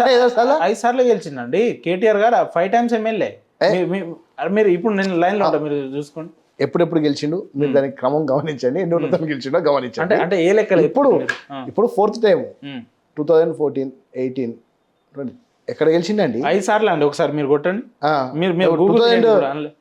అంటే ఉమ్మడి ఆంధ్రప్రదేశ్ లో కూడా కేటీఆర్ గారు ఉండేనా? ఉమ్మడి ఆంధ్రప్రదేశ్ కాదు, 2014 కంటే ముందు కేటీఆర్ గారు ఎమ్మెల్యే లేరా? మరి 2014 లో తెలంగాణ రాష్ట్రం వచ్చింది. ఇప్పుడు 3 టర్మ్లే కదా అట్లా చూసుకున్నా. అది మరి 3 టర్మ్లు. కానీ ఒకసారి మీరు గూగుల్ చేయండి 5 సార్లు ఎమ్మెల్యే అని ఉంటుంది. కేటీఆర్ ఉమ్మడి ఆంధ్రప్రదేశ్ లో కేటీఆర్ గారు ఎక్కడ ఉన్నారండి? లేదా మీరు అన్న కేటీఆర్ గారు 5 times ఎమ్మెల్యే. ఇంకా రేవంత్ రెడ్డి గారు అన్న ఒకసారి ఎమ్మెల్యే గెలిచిన తర్వాత ఓడిపోయింది, కానీ వాళ్ళు కూడా సీనియర్ లీడరే కదా. మీరు ఏదో 2009 అచ్చా బై ఎలక్షన్ లో ఏది మన ఆయన 2009 లో ఫస్ట్ గెలిచిండు. 2010 లో ఎవరో ఉండే బై ఎలక్షన్ ప్లేస్ లో 14, 18, 23 14, 18, 23 దానికంటే ముందు 10 లో బై ఎలక్షన్ లో గెలిచిండు. 9, 10 బై ఎలక్షన్ చెప్పండి. ఎన్నిసార్లు ఎక్కడ గెలిచిండు ఏది అంటే సరే అని చెప్పి మస్తు మంది. అంటే బీఆర్ఎస్ పార్టీ ఏం చెప్తా అంటే వాళ్ళు కూడా సీనియర్ నాయకులే, రేవంత్ రెడ్డి గారికి సమానం చెప్పగలిగిన దిట్టలే. ఎవరు? 2 కృష్ణార్జునులు, వీళ్ళిద్దరు జోడేట్ల బండ్లు బీఆర్ఎస్ పార్టీకి. భవిష్యత్ ప్రతిపక్ష నాయక పదవి వాళ్ళే తీసుకోవచ్చు కదా. ప్రతిపక్ష నాయక హోదానేమో మీ అయ్యా పెట్టుకుంటాడు. మీరు వచ్చి వీళ్ళకే సమానం చెప్పలేకపోతారు. మాటి కేసీఆర్ రావాలి, కేసీఆర్ ఏం చేస్తారు? కేసీఆర్ వస్తే మీకు కావాల్సింది ఏందో చెప్పండి. నేను అప్పులు దీనికి ఇంకెన్ని రోజులు టైం పాస్ చేస్తారు? ఒక నిమిషం, నేను ఏమంటున్నా, ఎన్ని రోజులు టైం పాస్ చేస్తారు? మొదటి 6 నెలలేమో కాళేశ్వరం అవినీతి జరిగింది, సిట్టు అది సిబిఐ అది ఇది, ఇంకా జైలుకి వెళ్తారు వీళ్ళు అన్నారు. ఇంకో 6 నెలలేమో ఏది టెలిఫోన్ ట్యాపింగ్ జరిగింది, హీరోయిన్ల ఫోన్లు విన్నారు, ఇంకా చాలా మంది విన్నారు, ఇక వీళ్ళు జైలుకు పోతారు అన్న. దాని తర్వాత ఏమో ఇంకో 6 నెలలు ఈ రేసింగ్ జరిగింది, ఇక పోతారు రేపు ఎల్లుండో అయిందన్నారు. ఇంకో 6 నెలలు అంటే ఇట్లా ఇంకా ఎన్ని ఎగ్జాంపుల్ చెప్పుకొస్తారు, ఎన్ని ఉదాహరణలు చెప్పుకొస్తారు, ఎన్ని రోజుల కాలం గడుపుతారు అనేది తెలంగాణ ప్రజల ప్రశ్న. నాది కాదు, నా వ్యక్తిగతం కాదు, బీఆర్ఎస్ తెలంగాణ ప్రజల ప్రశ్న. తెలంగాణ ప్రజలను చూపించి మీరు చెప్పకండి తెలంగాణ ప్రజలు హ్యాపీ. ఇప్పుడు వీళ్ళకి పాలన చేసేపు ఇప్పుడు ప్రజలు స్వేచ్ఛగా బతుకుతున్నారు, స్వేచ్ఛా వాయువులు పీల్చుకుంటున్నారు. ప్రజలు అధికార పార్టీ నాయకులే చెప్తున్నారు. ఇదే అనిరుద్ధ్ రెడ్డి గారు చెప్పారు. మనం ఏం చెప్తున్నాం చెప్పాల్సింది పోయి కేసీఆర్ అప్పు చేసిండు, కేసీఆర్ అది చేసిండు ఎందుకు చెప్తా అంటున్నాడు. కోమటిరెడ్డి రాజగోపాల్ రెడ్డి లాంటి మాట్లాడుతున్నాడు. నిన్న ఎమ్మెల్యే మన కౌన్సిల్లో రాములమ్మ గారు మాట్లాడి మనం అనేకమైన వాగ్దానాలు అమరులకు ఇచ్చినాం, ఉద్యమ నాయకులకు ఇచ్చినాం, ఏం చేయలేకపోతున్నాం, నాకు బాధ అనిపిస్తుంది అని చెప్తున్నారు. మీ నాయకులు మిమ్మల్ని ప్రశ్నిస్తున్నారు, ఏం చెప్తారు? నేను ఏమంటున్నా, 2 సంవత్సరాలు 2 నెలలు అవుతుంది, ఇంకా 2 సంవత్సరాలు 8 నెలలు ఉంది. ఈ 2 సంవత్సరాలు 8 నెలలు అద్భుతాలు జరుగుతాయి, అది నేను నమ్ముతున్నా. ఈ 2 ఏళ్లలో జరగంది, చివరి 2 ఏళ్లలో ఏమేమి జరగలేదు అంటున్నాను. 2 ఏళ్లలో కొన్ని లక్షల మంది 6 గ్యారెంటీలు అన్నారు, 2 లక్షల ఉద్యోగాలు చదువుకునే విద్యార్థి. 6 గ్యారెంటీ అమలు కావట్లేదు ఎవరు అన్నారు మీతో? 6 గ్యారెంటీలు అంటే ఏందో మీరు చెప్పండి. ఉచిత బస్ ప్రయాణం అవుతుందా? అదొక్కటి తప్ప ఇంకా 100% ఇంప్లిమెంట్ అయింది చెప్పండి అన్న. ఎక్సెప్ట్ సిలిండర్ సబ్సిడీ 100% చెప్పండి అంటున్నా. సగం మందికి ఇచ్చి ఇచ్చినామని బాగానే ఉంది. సిలిండర్ కి సబ్సిడీ మళ్ళీ రిటర్న్ పడుతుంది. 500 రూపాయలకి గ్యాస్ సిలిండర్, అది సబ్సిడీ రిటర్న్ పడుతుంది. రెండు హామీలేని రైతు రుణమాఫీ చేస్తామన్నాం. ఇప్పుడు 500 రూపాయల గ్యాస్ దొరుకుతుంది అన్న బయట, 500 రూపాయలు దొరుకుతుంది. నరేంద్ర మోడీ గారి ఆలోచన. ఇప్పుడు నేను మీకు 500 1000 రూపాయలు ఇస్తాను, నాకు గ్యాస్ ఇప్పిస్తారా? మీరు గ్యాస్ తీసుకున్న తర్వాత మీకు మళ్ళీ రిటర్న్ మీ అకౌంట్లో పడుతున్నాయి డబ్బులు, సబ్సిడీ రిటర్న్ మళ్ళీ మీకు అకౌంట్లో పడుతున్నాయి. 500 రూపీస్ గ్యాస్ సిలిండర్ ఇది. ఇప్పుడు ఇంకా కొంచెం సంక్షోభం నడుస్తున్నది, ఏమైనా అటు ఇటు కావచ్చు, రేట్లు కూడా పెరగవచ్చు. నేను చెప్పాను అన్న, ఈ 6 గ్యారెంటీల అంశం రాష్ట్ర ప్రజలు వింటుందే, ముఖ్యమంత్రి గారు చెప్తుందే, మీలాంటి నాయకులు కూడా నేను మీకు చెప్తున్నా కదా, ఉచిత బస్సు ప్రయాణం ఏది లేదు, అంత డొల్ల. కానీ మీకు 2 లక్షల రుణమాఫీ కాలేదా? ఏం జరుగుతుంది రాష్ట్రంలో అనేది కనీసం మరి మీరు అన్నారు కదా ఇందాక, పచ్చకామెర్లు ఉన్నందుకు ఊరంతా పచ్చగా అన్నట్టు, మీరు కూడా ఇమాజినేషన్లో ఉన్నట్టున్నారు. ఏమని, రేవంత్ అన్న పాలనలో, ప్రజాపాలనలో సుదీర్ఘంగా రాష్ట్ర ప్రజలందరూ సుఖంగా ఉన్నారు, సంతోషంగా ఉన్నారు, నేను హ్యాపీగా ఉన్నా కాబట్టి ప్రజలు కూడా హ్యాపీగా ఉన్నారని మీరు అనుకుంటారేమో. కానీ గ్రౌండ్ రియాలిటీలో చాలా ఇబ్బందులు పడుతున్నారు రాష్ట్ర ప్రజలు, అనేక వర్గాల ప్రజలు ఇబ్బంది పడుతున్నారు. ఎక్కడ ఇబ్బంది పడుతుంది? అన్ని రంగాలలో. నేను ఉద్యోగాలు లేవు, 10 సంవత్సరాల ఇబ్బంది. ఇదే మన ప్రియాంక గాంధీ గారు స్టేడియంకి వచ్చి ఇదే ఏటా 2 లక్షల ఉద్యోగాలు ఇస్తామన్నారు. మీరేమో ఆయనే గత ప్రభుత్వంలో జరిగిన నోటిఫికేషన్లో ఎగ్జామినేషన్ అయిన దానికి రిజల్ట్ ఇచ్చి ఇదే మేము ఇచ్చినామని చెప్పుకుంటున్నారు. మరి అది ఏ లెక్కనో తెలియదు. అట్లా చెప్పుకుంటూ పోతే చదువుకునే విద్యార్థినులకు స్కూటీలు ఇస్తామన్నారు. ఒక పౌష్టికాహారమే అదేమో పెంచినట్టున్నారు, మెస్ ఛార్జెస్ పెంచారు అంతే. ఇంకేం చేసిర్రు? విద్యార్థులకు KG to PG అది ఎక్కడో పోయింది. అది 2 సార్లు ముఖ్యమంత్రి గారు ఉస్మానియా యూనివర్సిటీకి పోయిర్రు.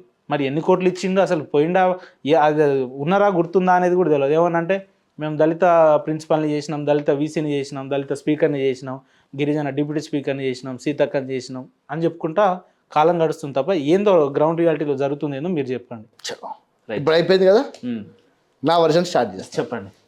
పాలన మొదలు కాగానే, రేవంత్ రెడ్డి ముఖ్యమంత్రి కాగానే, వాస్తవానికి మొత్తం గత 10 సంవత్సరాలు ఏదైతే కూడుకపోయిన చెత్త ఉందో ఆ చెత్తని ఏర్పడేసే కార్యక్రమం చేసినాం. పాయింట్ 1. ఆ చెత్త ఏంటంటే విచ్చలవిడిగా కొంతమంది అధికారులు ఇది మాదే రాజ్యము, మేము చెప్పిందే నడుస్తుంది, ముఖ్యమంత్రి సెక్రటరియట్కి రాడు, మంత్రులు రారు, మేమే మొత్తం అనే విధానం కొంచెం ఉండే. దాన్ని మొత్తం ఫస్ట్ క్లీన్ చేసినాం. దాని తర్వాత ప్రజలకు ఫస్ట్ కావాల్సింది ఏంటండి, ఇల్లు, తినడానికి తిండి, కనీసమైన వసతులు. ఉన్న ఇల్లులే చేసి వీళ్ళు పెట్టి ఎన్ని ఇల్లు కూల్చేసిందండి? ఎన్ని కూల్చలేదు చెప్పండి. కాంగ్రెస్ పార్టీ వచ్చిన తర్వాత కట్టుకుంటే కూల్చినాం. అక్రమం అని మీరు ఎట్లా చెప్తారు? అక్కడ రెవెన్యూ ఆఫీసర్ల దగ్గర నుంచి పర్మిషన్ ఉంటది, MRO ఉంటారు, అన్ని రిజిస్ట్రేషన్ సంబంధించి అన్ని పేపర్లు ఉంటారు. అంటే చెరువుల అడ్డగోలుగా పర్మిషన్ ఇవ్వమని పైన ఉన్న గాడిద చెప్తే ఆ గాడిద మాటలు విని కింద గాడిదిస్తాడా? ఆ గాడిద నీ గాడిద అధికారుల మీద చర్యలు తీసుకోండి. మీరు పేద ప్రజలకు ఇబ్బంది పెడతారు. చెరువులో నిర్మాణాలు చేస్తారు, నాకు అర్థం కాదు. ప్రజల కోసమా అధికారుల కోసం చెప్పండి. ఈరోజు ప్రజలు సంతోషిస్తారు, హైదరాబాద్ ద్వారా చెరువులు మొత్తము, చెరువులు కుంటలు మొత్తం ప్రజలు సంతోషిస్తారు అన్న. ఆ పొద్దున్న లేస్తే ఆ సోషల్ మీడియాలో చూస్తారు అమ్మనా బూతులు తిడుతున్నారు. ఇదే సోషల్ మీడియా డబ్బులు ఇచ్చి పెంచుతున్నారు, డబ్బులు ఇచ్చి పెంచుతున్నారు, దుమ్మెత్తి పోస్తున్నారన్నా. మీరు కాదు ఉన్నారా? అక్రమంగా చెరువులల్లా చేసిన బిల్డింగ్లను కూలగొట్టినాం. అది కాకుండా ఎక్కడ కూలగొట్టినాం చెప్పండి? మొత్తం కూల్చుడే తప్ప ఇంకా కట్టుడు ఎక్కడ ఉందో చెప్పండి. ఏం కట్టిరు మీరు? ఏ బీఆర్ఎస్ పార్టీ నాయకుడు అయితే అక్రమంగా దాని పర్మిషన్లు ఇచ్చిండో వాడంటును అని చెప్పు తీసుకొని రోడ్డు మీద నిలిచి మాడమే పట్ట కొట్టాలి. నా కొడుకుని ఎట్లు ఇచ్చిన చెరువుల పర్మిషన్ అని దున్నపోతులు లెక్క తిన్నారు. ఇంకా రాష్ట్రం అధికారంలో ఉంది మీరే కదా, అలాంటి వాళ్ళ మీద చర్యలు తీసుకోవాలి. ప్రజల బిల్డింగ్లు కూల్చేసి అరే హైదరాబాద్ మునిగిపోతుంది. చిన్న కుటుంబాలండి, చిన్న కుటుంబాలు రోడ్డు పాలు చేస్తారు. మీరు హైడ్రా అని చెప్తున్నారు. ఇలా మీకు ఫాతిమా కాలేజ్ లాంటి కాలేజీలు, పెద్దోళ్ళ కాలేజీలు, తిరుపతి రెడ్డి లాంటి ఇల్లు మీకు కనిపించవు, కానీ పేద ప్రజల ఇల్లు కనిపిస్తాయి. ఇది మీరు పేద ప్రజల ఇల్లు కూల్చలేదు. పాయింట్ 1 మీకు చెప్తున్నా, పేద ప్రజల ఇల్లు కూల్చలేదు. ఎక్కడైతే FTLకి మించి ఉన్నాయో, హైదరాబాదు ఒకసారి చెన్నై మొత్తం నగరం మొత్తం 14 సెంటీమీటర్ల వర్షపాతంతో చెన్నై మొత్తం మునిగిపోయే పరిస్థితికి వచ్చింది. హైదరాబాదు నేడు అదే పరిస్థితులలో ఉంది. గత 10 సంవత్సరాలలో చెరువులు, కుంటలు, నాలాలు పూర్తి స్థాయిగా కబ్జా చేసేసి వాటిల్లో పర్మిషన్లు ఇచ్చి బిల్డింగ్లు కట్టి, మీరు లాస్ట్ మ్యాప్ ఇప్పుడు మ్యాప్ చూసుకుంటే అన్ని చెరువులలో నిర్మాణాలు అయిపోయినాయి. ఆ నిర్మాణాన్ని కూల్చి గొలుసుకట్టు చెరువు ద్వారా, హైదరాబాద్ అనేదే గొలుసుకట్టు చెరువుల ద్వారా పూర్తి స్థాయిగా డ్రైనేజ్ వ్యవస్థ అనేది మంచిగా ఉండి అసలు నీళ్లు పైకి రాకుండా వర్షం పడ్డా కూడా హైదరాబాద్ ప్రజలకు ఏం కాకుండా ఉండేది చూసే ప్రయత్నం చేయాలి. దాని క్రమంగా హైడ్రాను ఏర్పాటు చేసి ఏ చెరువులలో అయితే అక్రమ నిర్మాణాలు ఉన్నాయో వాటిని కూల్చమని ఆదేశాలు ఇచ్చినాం. అందులో ఎటువంటి డౌట్ లేదు. ఓకే, కూల్చిరు సంతోష్. కనీసం ఉండండి, సమయం ఇచ్చి ఒక నోటీస్ ఇచ్చి ఆల్టర్నేట్ ఆప్షన్ డబుల్ బెడ్రూమ్ లో మీకు అదే చెప్తున్నా రాత్రి తెల్లవారుజాము 6 గంటలకు వచ్చి కూల్చాల్సినంత మీకు అదే చెప్తున్నా ఉండండి. అయితే ఇందులో నోటీసులు ఇవ్వకుండా అర్ధరాత్రి వచ్చి కూల్చిన అన్న మాట కూడా కేవలం మీరు విన్నది, ప్రజలు వింటున్నది బీఆర్ఎస్ పార్టీ వాట్సాప్ యూనివర్సిటీ ద్వారా వచ్చే పాత వీడియోలు ఏడ జరుగుతున్నాయి పోదాం పదండి. ఎన్ని లేవు ఉదాహరణకు చెప్పుకోవాలంటే అబద్ధాలు చెప్పడంలో నెంబర్ 1 బీఆర్ఎస్. అబద్ధం చెప్పడంలో, అబద్ధాన్ని ప్రాపగండా చేయడంలో నెంబర్ 1 బీఆర్ఎస్. మీకు ఒక వీడియో కూడా నేను చూపిస్తా. ఇల్లులు కూల్చుతున్న వీడియో ఒకటి పెట్టుకుంటూ వాళ్ళు సోషల్ మీడియాలో పెట్టిండ్రు. అది ఇప్పటిది కాదు, అది ఇప్పటిది కానే కాదు. అది దాన్ని మళ్ళీ బీఆర్ఎస్ పార్టీ అబద్ధాలు చెప్తుంది. నిన్న వెలుగుమట్లలో దాదాపు 700 కుటుంబాలను నీలమట్టం చేస్తే అక్కడ పట్టాలు ఇవ్వలేదా? పట్టాలు ఇవ్వలేదా వాళ్ళకి? అంటే 700 మంది ఇల్లు మొత్తం దాదాపు ₹1 వ్యయంతో కట్టిన ఇల్లులు కూర్చేసి మీరు ఇందిరమ్మ ఇల్లు ఇస్తామనంటే ఇది ఎక్కడ న్యాయం అండి? అవును, నేనేమంటున్నా, నువ్వు ₹1 ఇల్లులు కట్టుకోవటానికి నీకు మా ప్రభుత్వ భూమి దొరికిందా? నువ్వు ₹1 కట్టుకునేటోనివి నువ్వు ఇంత గజం కింద కొట్టుకొని ప్రైవేట్లో కొనుక్కోవచ్చు కదా. గవర్నమెంట్ భూమి కబ్జా చేసుకొని కట్టుకోవాలా ₹1. ఇదే అండి నేను అనేది. ఏంది, ప్రభుత్వ భూమి అనేది ప్రజలకు చెందుతుంది. ప్రజలు వాళ్ళకి మనం పట్టాల ద్వారా పంచితే వాళ్ళు కట్టుకోవచ్చు. ప్రభుత్వ భూమి నేను కట్టుకున్నా, నేను ₹1 పెట్టి కట్టుకున్నాను, నాకు ఇందిరమ్మ ఇల్లు ఇస్తావా అని అంటే నువ్వు ప్రభుత్వ భూమిలో కట్టుకునే అధికారం నీకెక్కడిది? ఇదే గత ప్రభుత్వం చేసింది, ఇదే అంటున్నాను నేను. పార్క్స్ కబ్జా చేసారు, చెరువులు కబ్జా చేసారు, కుంటలు కబ్జా చేసారు, నాలలు కబ్జా చేసారు. దీని ద్వారా ప్రజా జీవితం అస్తవ్యస్తమైంది. ఇప్పుడు గనక ఈవెన్ ఆన్ దిస్ డేట్ వర్షాకాలం వస్తుంది. వర్షాకాలం గనక ఒక 4 సెంటీమీటర్లు ఎక్కువ పడితే హైదరాబాద్ నగరం మునిగిపోతుంది. మునిగిపోయి అస్తవ్యస్తం అవుతుంది.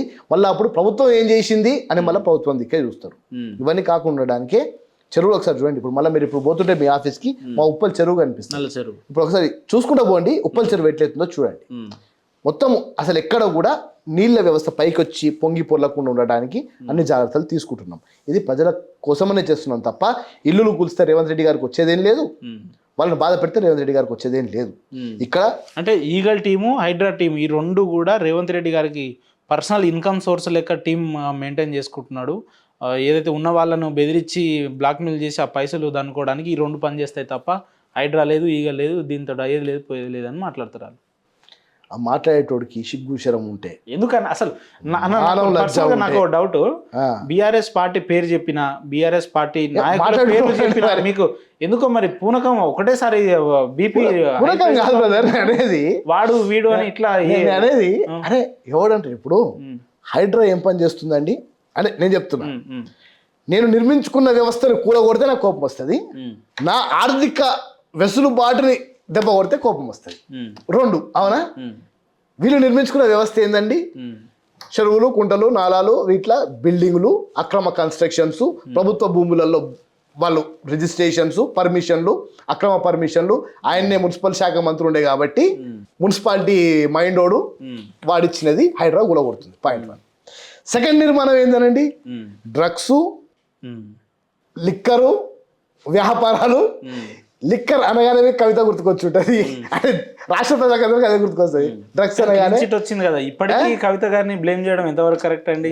ఏది హైకోర్టు క్లీన్ చిట్ అయిపోయింది. నేనేమంటున్నా, ఎంత క్లీన్ చిట్ వచ్చింది, అసలు దాంట్లో ఆమె పాత్ర ఉందా లేదా, ఆమె లిక్కర్ కీనా కాదా పక్కన పెడితే రాష్ట్ర వ్యాప్తంగా ఏం జరిగింది అనేది తెలుసు. సిసోడియా గారితో ఏం జరిగిందో తెలుసు, ఏ హోటల్లో ఏం జరిగిందో తెలుసు, ప్రైవేట్ జెట్లలో ఎట్లా పోయారో అన్ని ప్రజలకు తెలుసు. సరే, క్లీన్ చిట్ దేనికి వచ్చింది? ఆమె ఆ వ్యాపారంలో ఇన్వాల్వ్ లేదని వచ్చింది, కానీ ఆమె ఇచ్చిన డాక్యుమెంట్లు కాదా ఏంది, ఆమె పెట్టిన పాలసీ కాదా ఏంది? సిబిఐ రికౌంటర్ కూడా వేసినట్టుంది కదా, వేస్తుంది ఇంకా అవుతారు. అయితే ఎందుకు ఈ రెండు ఇన్కమ్ సోర్సులు అని చెప్పి ఎవరైతే పనికిరాని వాళ్ళు అంటున్నారని మీరు చెప్పారు కదా, బీఆర్ఎస్ పార్టీ వర్కింగ్ ప్రెసిడెంట్ పనికిరాని వాడే అంటున్నాను నేను.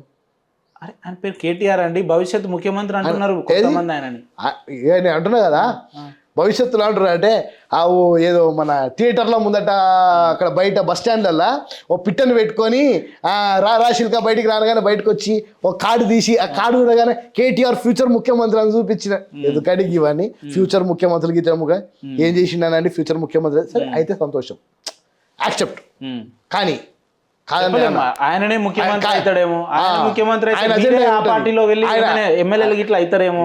అరే ఈ రోజు అనుకుంటారా అండి కడియం శ్రీహరి గారు ఎవరైనా అనుకున్నారా? పోచారం శ్రీనివాస్ రెడ్డి గారు మీకు మద్దతు ఇస్తారని ఎవరైనా అనుకున్నారా?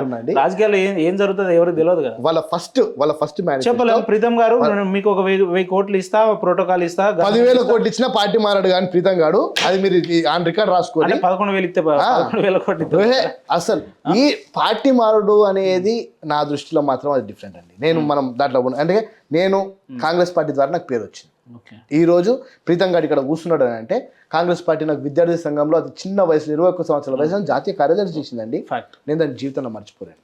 మా తల్లి నాకు పెట్టిన తిండి కానివ్వండి, నేను కష్టంలో ఉన్నప్పుడు నాకు చేయి అందించడం కానీ నేను మర్చిపోను. కాంగ్రెస్ పార్టీ ఎమోషనల్ అవుతున్నారు పార్టీ విషయం. అవును, ఈ రోజు నేను ఉన్నానంటే బికాస్ ఆఫ్ పార్టీ.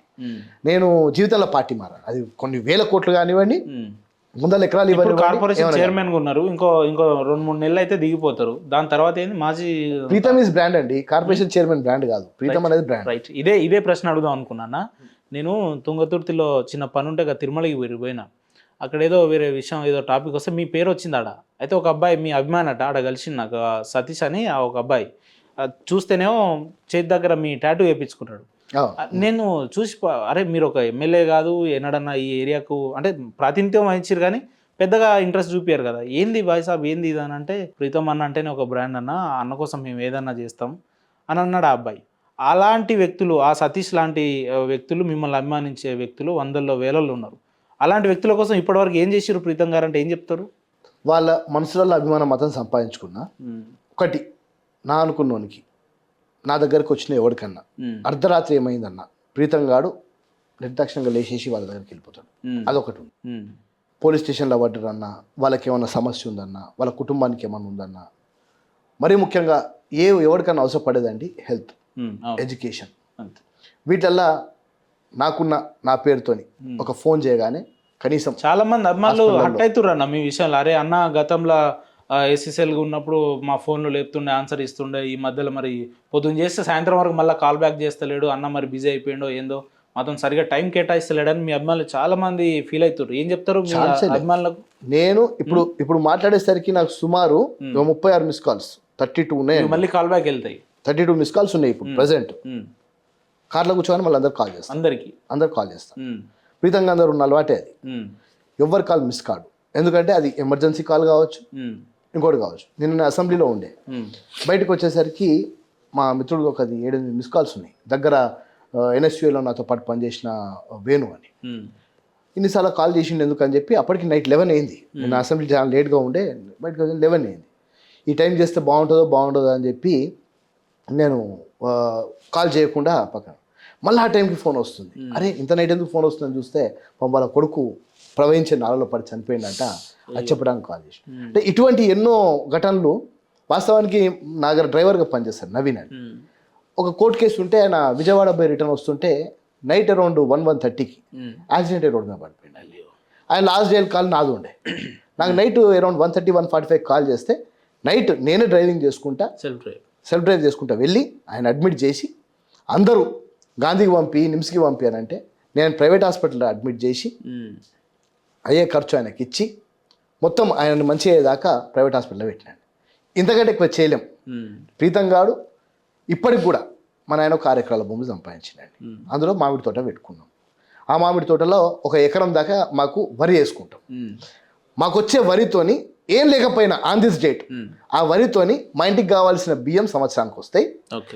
ఆ చెట్లకు వచ్చే పండ్లతోని ఆ మామిడి పచ్చడి పెట్టుకుంటే 360 రోజులు అన్నం మామిడికాయ పచ్చడి తిని బతికేంత అవుతుందండి. ప్రీతం గారు ఇంకా లగ్జరీగా అదే నాకు లగ్జరీ. మంచిగా వేడివేడి అన్నం నెయ్యి పచ్చడి వేసుకున్న మహా మజా వస్తుంది. ఇక మాకు కోళ్ళు ఉన్నాయంటే గుడ్లు పెడతాయి, ఆమ్లెట్ కూడా వేసుకుని తింటాం కావాలంటే. సో ప్రీతం గారికి 100 కోట్లు సంపాదించాలి, 100 ఎకరాలు సంపాదించాలి సంపాదించుకుర్రా ఇవన్నీ ఏం లేవు. కార్పొరేషన్ చైర్మన్ ప్రీతం ఏమన్నా Preetam god is an open book అండి. నేను సంపాదించాలని చెప్తా. సంపాదించడానికి ఏముంటుందండి ఇందులో? కార్పొరేషన్లో ఏముంటుందండి? పేదోళ్ళకి లోన్లు ఇచ్చేది ఉంటుందండి. పేదోళ్ళకి లోన్లు ఇచ్చే దాంట్లో మనకి ఇచ్చే లోన్లు 5,000 10,000 తీసుకునే కక్కుర్తితనం ఉంటుందా? అటువంటిది ఉండదు. అంటే చాలా ఈజీగానే ఇస్తారు. ఒక నాయకుడు అనేటోడు వాడు ఎంత కష్టపడతాడో వాడు ఈజీగా నాయకుడు ఎంత సంపాదించిన వాడు ఎన్ని కష్టాలు పడాలనేది ఎవడు అర్థం చేసుకోడు. వాస్తవానికి నాకున్న దానిలో పట్ల మా అమ్మ గవర్నమెంట్ ఎంప్లాయీ ఉండే అండి, డాడీ ఇంజనీర్ ఉండే. మంచి ఎడ్యుకేటెడ్ ఫ్యామిలీలో నన్ను డబుల్ పీజీ చదివిపించారు. నేను మంచి ఎడ్యుకేటెడ్, మా వైఫ్ ఒక బీసీ అయినప్పటికీ ఆమె హైలీ ఎడ్యుకేటెడ్, మొత్తం ఫ్యామిలీ మంచి ఎడ్యుకేటెడ్ దాంట్లో ఉన్నాం. నా అనుకున్న వాళ్ళు ఎవరన్నా దగ్గరకు వచ్చి అన్న ఇది అని అంటే ఒక 10 రూపాయలు చేయలేకపోయినా 2 రూపాయలు అన్నీ ఇచ్చి పంపిస్తాను. ఈ సమస్య ఉంది అని అంటే అందుకే అభిమానం. ఇప్పుడు పాపం ఒక మిత్రుడు ఇది బ్లడ్తో వేసిన ఫోటో అండి, ఇదంతా ఆయన బ్లడ్తోనే వేసిన ఫోటో ఇది. గ్రేట్. ఇటువంటిది ఎంతోమంది అభిమానులు వాళ్ళు ఆ విధంగా ఇటువంటి చేయకండి నాన్న, వద్దు నాన్న అన్నా కూడా ఇప్పటికీ నా పేరు మీద టాటూలు ఇప్పించుకుని కొన్ని 100 మంది ఉంటారు, నా ఫోటోలు ఇప్పించుకుని కొన్ని 100 మంది ఉంటారు. ఇక వాళ్ళ అభిమానం వద్దు అని చెప్పినా కూడా వాళ్ళు వినరు. అంటే ఏంది స్పెషాలిటీ ఏందంటున్నా మీరు ఇప్పటి వరకు వాస్తవంగా ఏ రూలింగ్ పార్టీలో, అంటే నిన్నగాక రూలింగ్ పార్టీలో వచ్చిర్రు మీరు, ఒక ఎమ్మెల్యే కాదు, గతంలో ఒక ఎంపీ కాదు, ఏ ఎమ్మెల్సీ కాదు, ఏ అధికారం మీరు పొందలేదు, అయినా ఇంత అభిమానం ఎట్లా సాధ్యం? అంటే ఎమ్మెల్సీ ఎమ్మెల్యే ఎంపీ అయితేనే కదా మరి అటువంటిది ఏముండదండి. ఎవరికైతే ఆపదలో ఉన్నప్పుడు నేనున్నా అని చెప్పి వాడిని చేయబట్టుకుంటావో వాటితో జీవితాంతం ఉంటాడు. కానీ వాడు కష్టం వచ్చినప్పుడు వాడు కష్టం వచ్చిందిరా బాబు ఇప్పుడు ఈ టైంలో వాడిని కనుక మనం చేసుకుంటే అది మన నెత్తిమే పడుతుంది అనుకున్నాడు, ఇక వాడు అసలు లీడరే కాదండి. ఉందా అన్న? నేను కూడా చట్టసభలలో ఉండాలి, ఎమ్మెల్యే కావాలి, ఎంపీ కావాలి, 100% అవుతా. ఉండడం కాదు, ఆల్రెడీ అయితా అంటున్నారు మీరు. అయితా, నా టార్గెటే అది. ఆ టార్గెట్ మీదే పని చేస్తున్నా. ఇప్పటికీ నేను 3వ సారి ఎమ్మెల్యే కావాలి. ఫస్ట్ టైం 2014లో మా దయాకరణ ఎత్తుకపోయిండు. 18 దాకా పాపం నియోజకవర్గం రాలే, అయినా 18 దాకా నేను తిరిగిన, మళ్ళీ 18లో మళ్ళీ తీసుకున్నాడు. సరే 18 నుంచి 23 దాకా మళ్ళీ నేను తిరిగిన, మా సామెలన్న తీసుకుపోయిండు. సరే అన్న సంబోధిస్తారు బాగా, నేను అందరూ అన్నానే అంట. ఆఖరికి నా దగ్గర వచ్చే చిన్న ఎన్ఎస్ఏ పిల్లోని కూడా అన్నానే పిలుస్తాను. ఇంటికి వస్తుంటాడు మా పార్టీ నాయకుడు. మా ఇంటికి అయితే ఇంతవరకు రాలేదు. మేము ఎప్పుడు పిలిచిరా? పిలిచే సందర్భం ఇంకా రాలేదు. అంటే మీ ఇద్దరి మధ్యలో సత్సంబంధాలు పెద్దగా ఉండవు, చెడింది అని అంటారు కదా, ఏమన్నా మాట్లాడుకుంటారా? చెడడానికి కలిసి ఉన్నది ఎప్పుడు లేదు. చెడడానికి కలిసి ఉన్నది ఎప్పుడు లేదు. అట్లని నేను నా అంతకు నేను పోయే పని నాకు ఎప్పుడు పడలేదు. ప్రీతంగానికి పని పడి ఉంటే పోయేటోడేమో, కానీ నాకు ఇంతవరకు పని పడలేదు. పని పడ్డా పోయేటట్టు కనిపిస్తలేరు మీరు ఇద్దరు మధ్య వేస్తే బగ్గ అంటదట కదా. నాకు ఈగో లేదు, మొట్టమొదటిగా నాకు ఈగో లేదు. అంటే మందుల సమయాలు గారికి ఉందా? మరియమ్మ లాకప్ డెత్ విషయంలో కేసీఆర్ గారి దగ్గర కూడా నేను పోయినా. ఆ కుటుంబాన్ని అవసరానికి అయితే ఎక్కడికైనా పోతా. అవసరం అంటే నా అవసరం కాదు, ప్రీతంగానికి పర్సనల్ అవసరం ఏం లేదండి. ఏముంటది నాకు, నాది ఏముంది, తాడు బొంగురం లేనోని. ప్రజల సమస్య కదా, ఏ ప్రతినిధికైనా ఉంటది కదా, 1000 కోట్లు సంపాదించుకోవాలి, పిల్లలు సెటిల్ కావాలి, వ్యాపారాలు పెట్టుకోవాలి, మంచిగా దండిగా సంపాదించుకోవాలి. ఇప్పుడు ఆల్రెడీ ఇందాక వస్తుంటే కింద 2-3 ఫార్చునర్ కార్లు ఉన్నాయి, మీ మంచి ప్రోటోకాల్ 2-3 ఫార్చునర్ కార్లు, మంచి ప్రోటోకాల్ వెహికల్ ఉంది, 10 మంది. అయ్యో అందరు అదే అనుకుంటారు. అయితే మా ఇంటి ఎదురుగానే ఏసీపీ సార్ ఉంటాడు, అది ఆయనది బండి, నాది కాదు. ప్రోటోకాల్ వెహికల్ కాదు, నాది కాదు, అది అదొకటి అయిపోయా. 2-3 ఫార్చునర్ బండ్లు ఎక్కడ ఉండే నాకు? ప్రభుత్వం ఇచ్చిన ఒక బండి, ఇంకేం బండి ఉంది నాకు? బండే లేదు. మీరు పార్కింగ్ స్పేస్ కోసం దాదాపు 500 గజాలు పెట్టుకున్నారు. అయ్యో అది పార్కింగ్ స్పేస్ కాదు, అది మా భూమిని కాపాడమని మా డాడీకి పాపం తాళం ఇచ్చిపోయారు. వాళ్ళు అమెరికాలో ఉంటారు పాపం, వాళ్ళు పార్కింగ్ స్పేస్ కాదు, కబ్జా చేసిర్రా ఇట్లా. ప్రీతంగా కబ్జాలు చేయడండి, కబ్జాలు చేసి ఇప్పటికల్లా ఎప్పుడో 1000 కోట్ల కబ్జాలు సెటిల్మెంట్లు అస్సలు ఇంతవరకు అటువంటి ఒక దగ్గర మీరు ప్రీతంగా విషయాలు నిజాలు మాట్లాడుతాను, కానీ ఈ విషయం ఎందుకో నాకు అబద్ధం అనిపిస్తాను. ఏమని? అంటే ఈ విషయాలలో అరే చేస్తా అంటే మంచిగా చెప్తా, నేను కబ్జాలు చేస్తా, కబ్జాలు చేసిన దగ్గరకు వచ్చి సెటిల్మెంట్ చేస్తా అంటే నా దగ్గరికి ఫైల్ పట్టుకొని వస్తారు కదా. నాకు పొద్దున్న లేస్తే ప్రజల జీవితంలో నా కులానికి సంబంధించిన వాళ్ళు, నా జాతికి సంబంధించిన వాళ్ళు సమస్యలలో ఉన్నారు. వాళ్ళ సమస్యల నుంచి బయటపడటానికి నేను ఇంకా పనిచేస్తున్నా. నాకు తెలిసి కార్పొరేషన్ చైర్మన్ అయినప్పటి నుంచి 33 జిల్లాలు ఇప్పటికీ 2-3 సార్లు తిరుగుంటాను నేను. ఇప్పటి 2-3 సార్లు తిరుగుంటాను. ఆల్రెడీ 2 రౌండ్లు వేసి వచ్చిన, మళ్ళీ ఇంకో రౌండ్ ఇప్పుడు పోతున్నా. ఇప్పుడు 3వ సారి ఇప్పుడు నేను మళ్ళీ పోతున్నా. నా మొత్తం టార్గెట్ అంటే ఏంటంటే ముఖ్యంగా దళితులలో, గిరిజనులలో నాయకులను పైకి తీసుకురావడమే నా ముఖ్య లక్ష్యం. ప్రీతం గారు లీడర్, నేను ఫాలోవర్లను తయారు చేసుకునేటోని కాదు. లీడర్ అని చెప్పుకునే ప్రతి ఒక్కడు మనసునే చేసుకొని చెప్పాలి. లీడర్ అనేటోడు లీడర్లను తయారు చేస్తాడు. ఫాలోవర్ల లెక్క తిప్పుకొని వాడుకొని ఇష్టపెట్టాడు. ప్రీతంగా లీడర్. ఎందుకు? మార్కెట్ కమిటీ చైర్మన్లను చేసిన, ఎంతోమందికి ఆర్డర్ కాపీలు ఇచ్చిన, జిల్లా అధ్యక్షులను చేసిన, రాష్ట్ర కార్యవర్గ సభ్యులను చేసిన.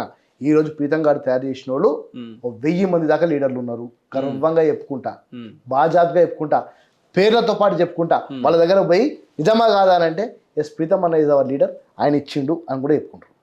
ఈరోజు ప్రీతం గాడు 1000 మంది లీడర్లను తయారు చేసిన కాబట్టి నేను లీడర్ని.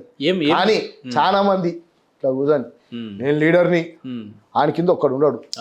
నేను బహిరంగంగా మొన్న ఒక మాట, ఒక పెద్ద వ్యక్తి ముత్తుపల్లి నరసింహుడు గారిని ఒక వేదిక మీద బహిరంగంగా నేను మాట్లాడుకుంటూ అనేసిన, అన్న ఉమ్మడి ఆంధ్రప్రదేశ్ 39 ఎస్సీ రిజర్వ్ సీట్లు ఉండే, ఒక్కొక్క ఎమ్మెల్యే 10 మంది దళిత నాయకులను తయారు చేసి ఉంటే 390 మంది అయ్యేటోళ్ళు కదా, మీరు ఎంతమందిని తయారు చేసిరని అడిగిన. మమ్మీ అడిగిన వీళ్ళు ఎమ్మెల్యేలు అవుతారు, ఎంపీలు అవుతారు, మంత్రులు అవుతారు, కానీ జాతి నుంచి అరే వీడిని జెడ్పీటీసీ చేద్దాం, వీని జెడ్పీ చైర్మన్ చేద్దాం, వీని మార్కెట్ కమిటీ చైర్మన్ చేద్దాం, వీని జిల్లా అధ్యక్షుని చేద్దాం, చేయరండి. అక్కడ లీడర్షిప్ అనేది కొరత వస్తుంది. ఎన్నికల దగ్గర రాగానే డబ్బులు పట్టుకొని వచ్చినోడు జీతగాడు వాళ్ళు అవుతారు, లీడరు దగ్గర పోయి కాలు మొక్కేటోడు అవుతారు.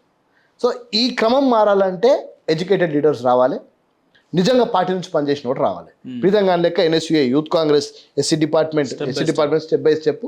ఈరోజు నాకున్న సీనియారిటీ చాలా మంది కాంగ్రెస్ పార్టీ నాయకులకు లేదు, చాలా మందికి లేదు.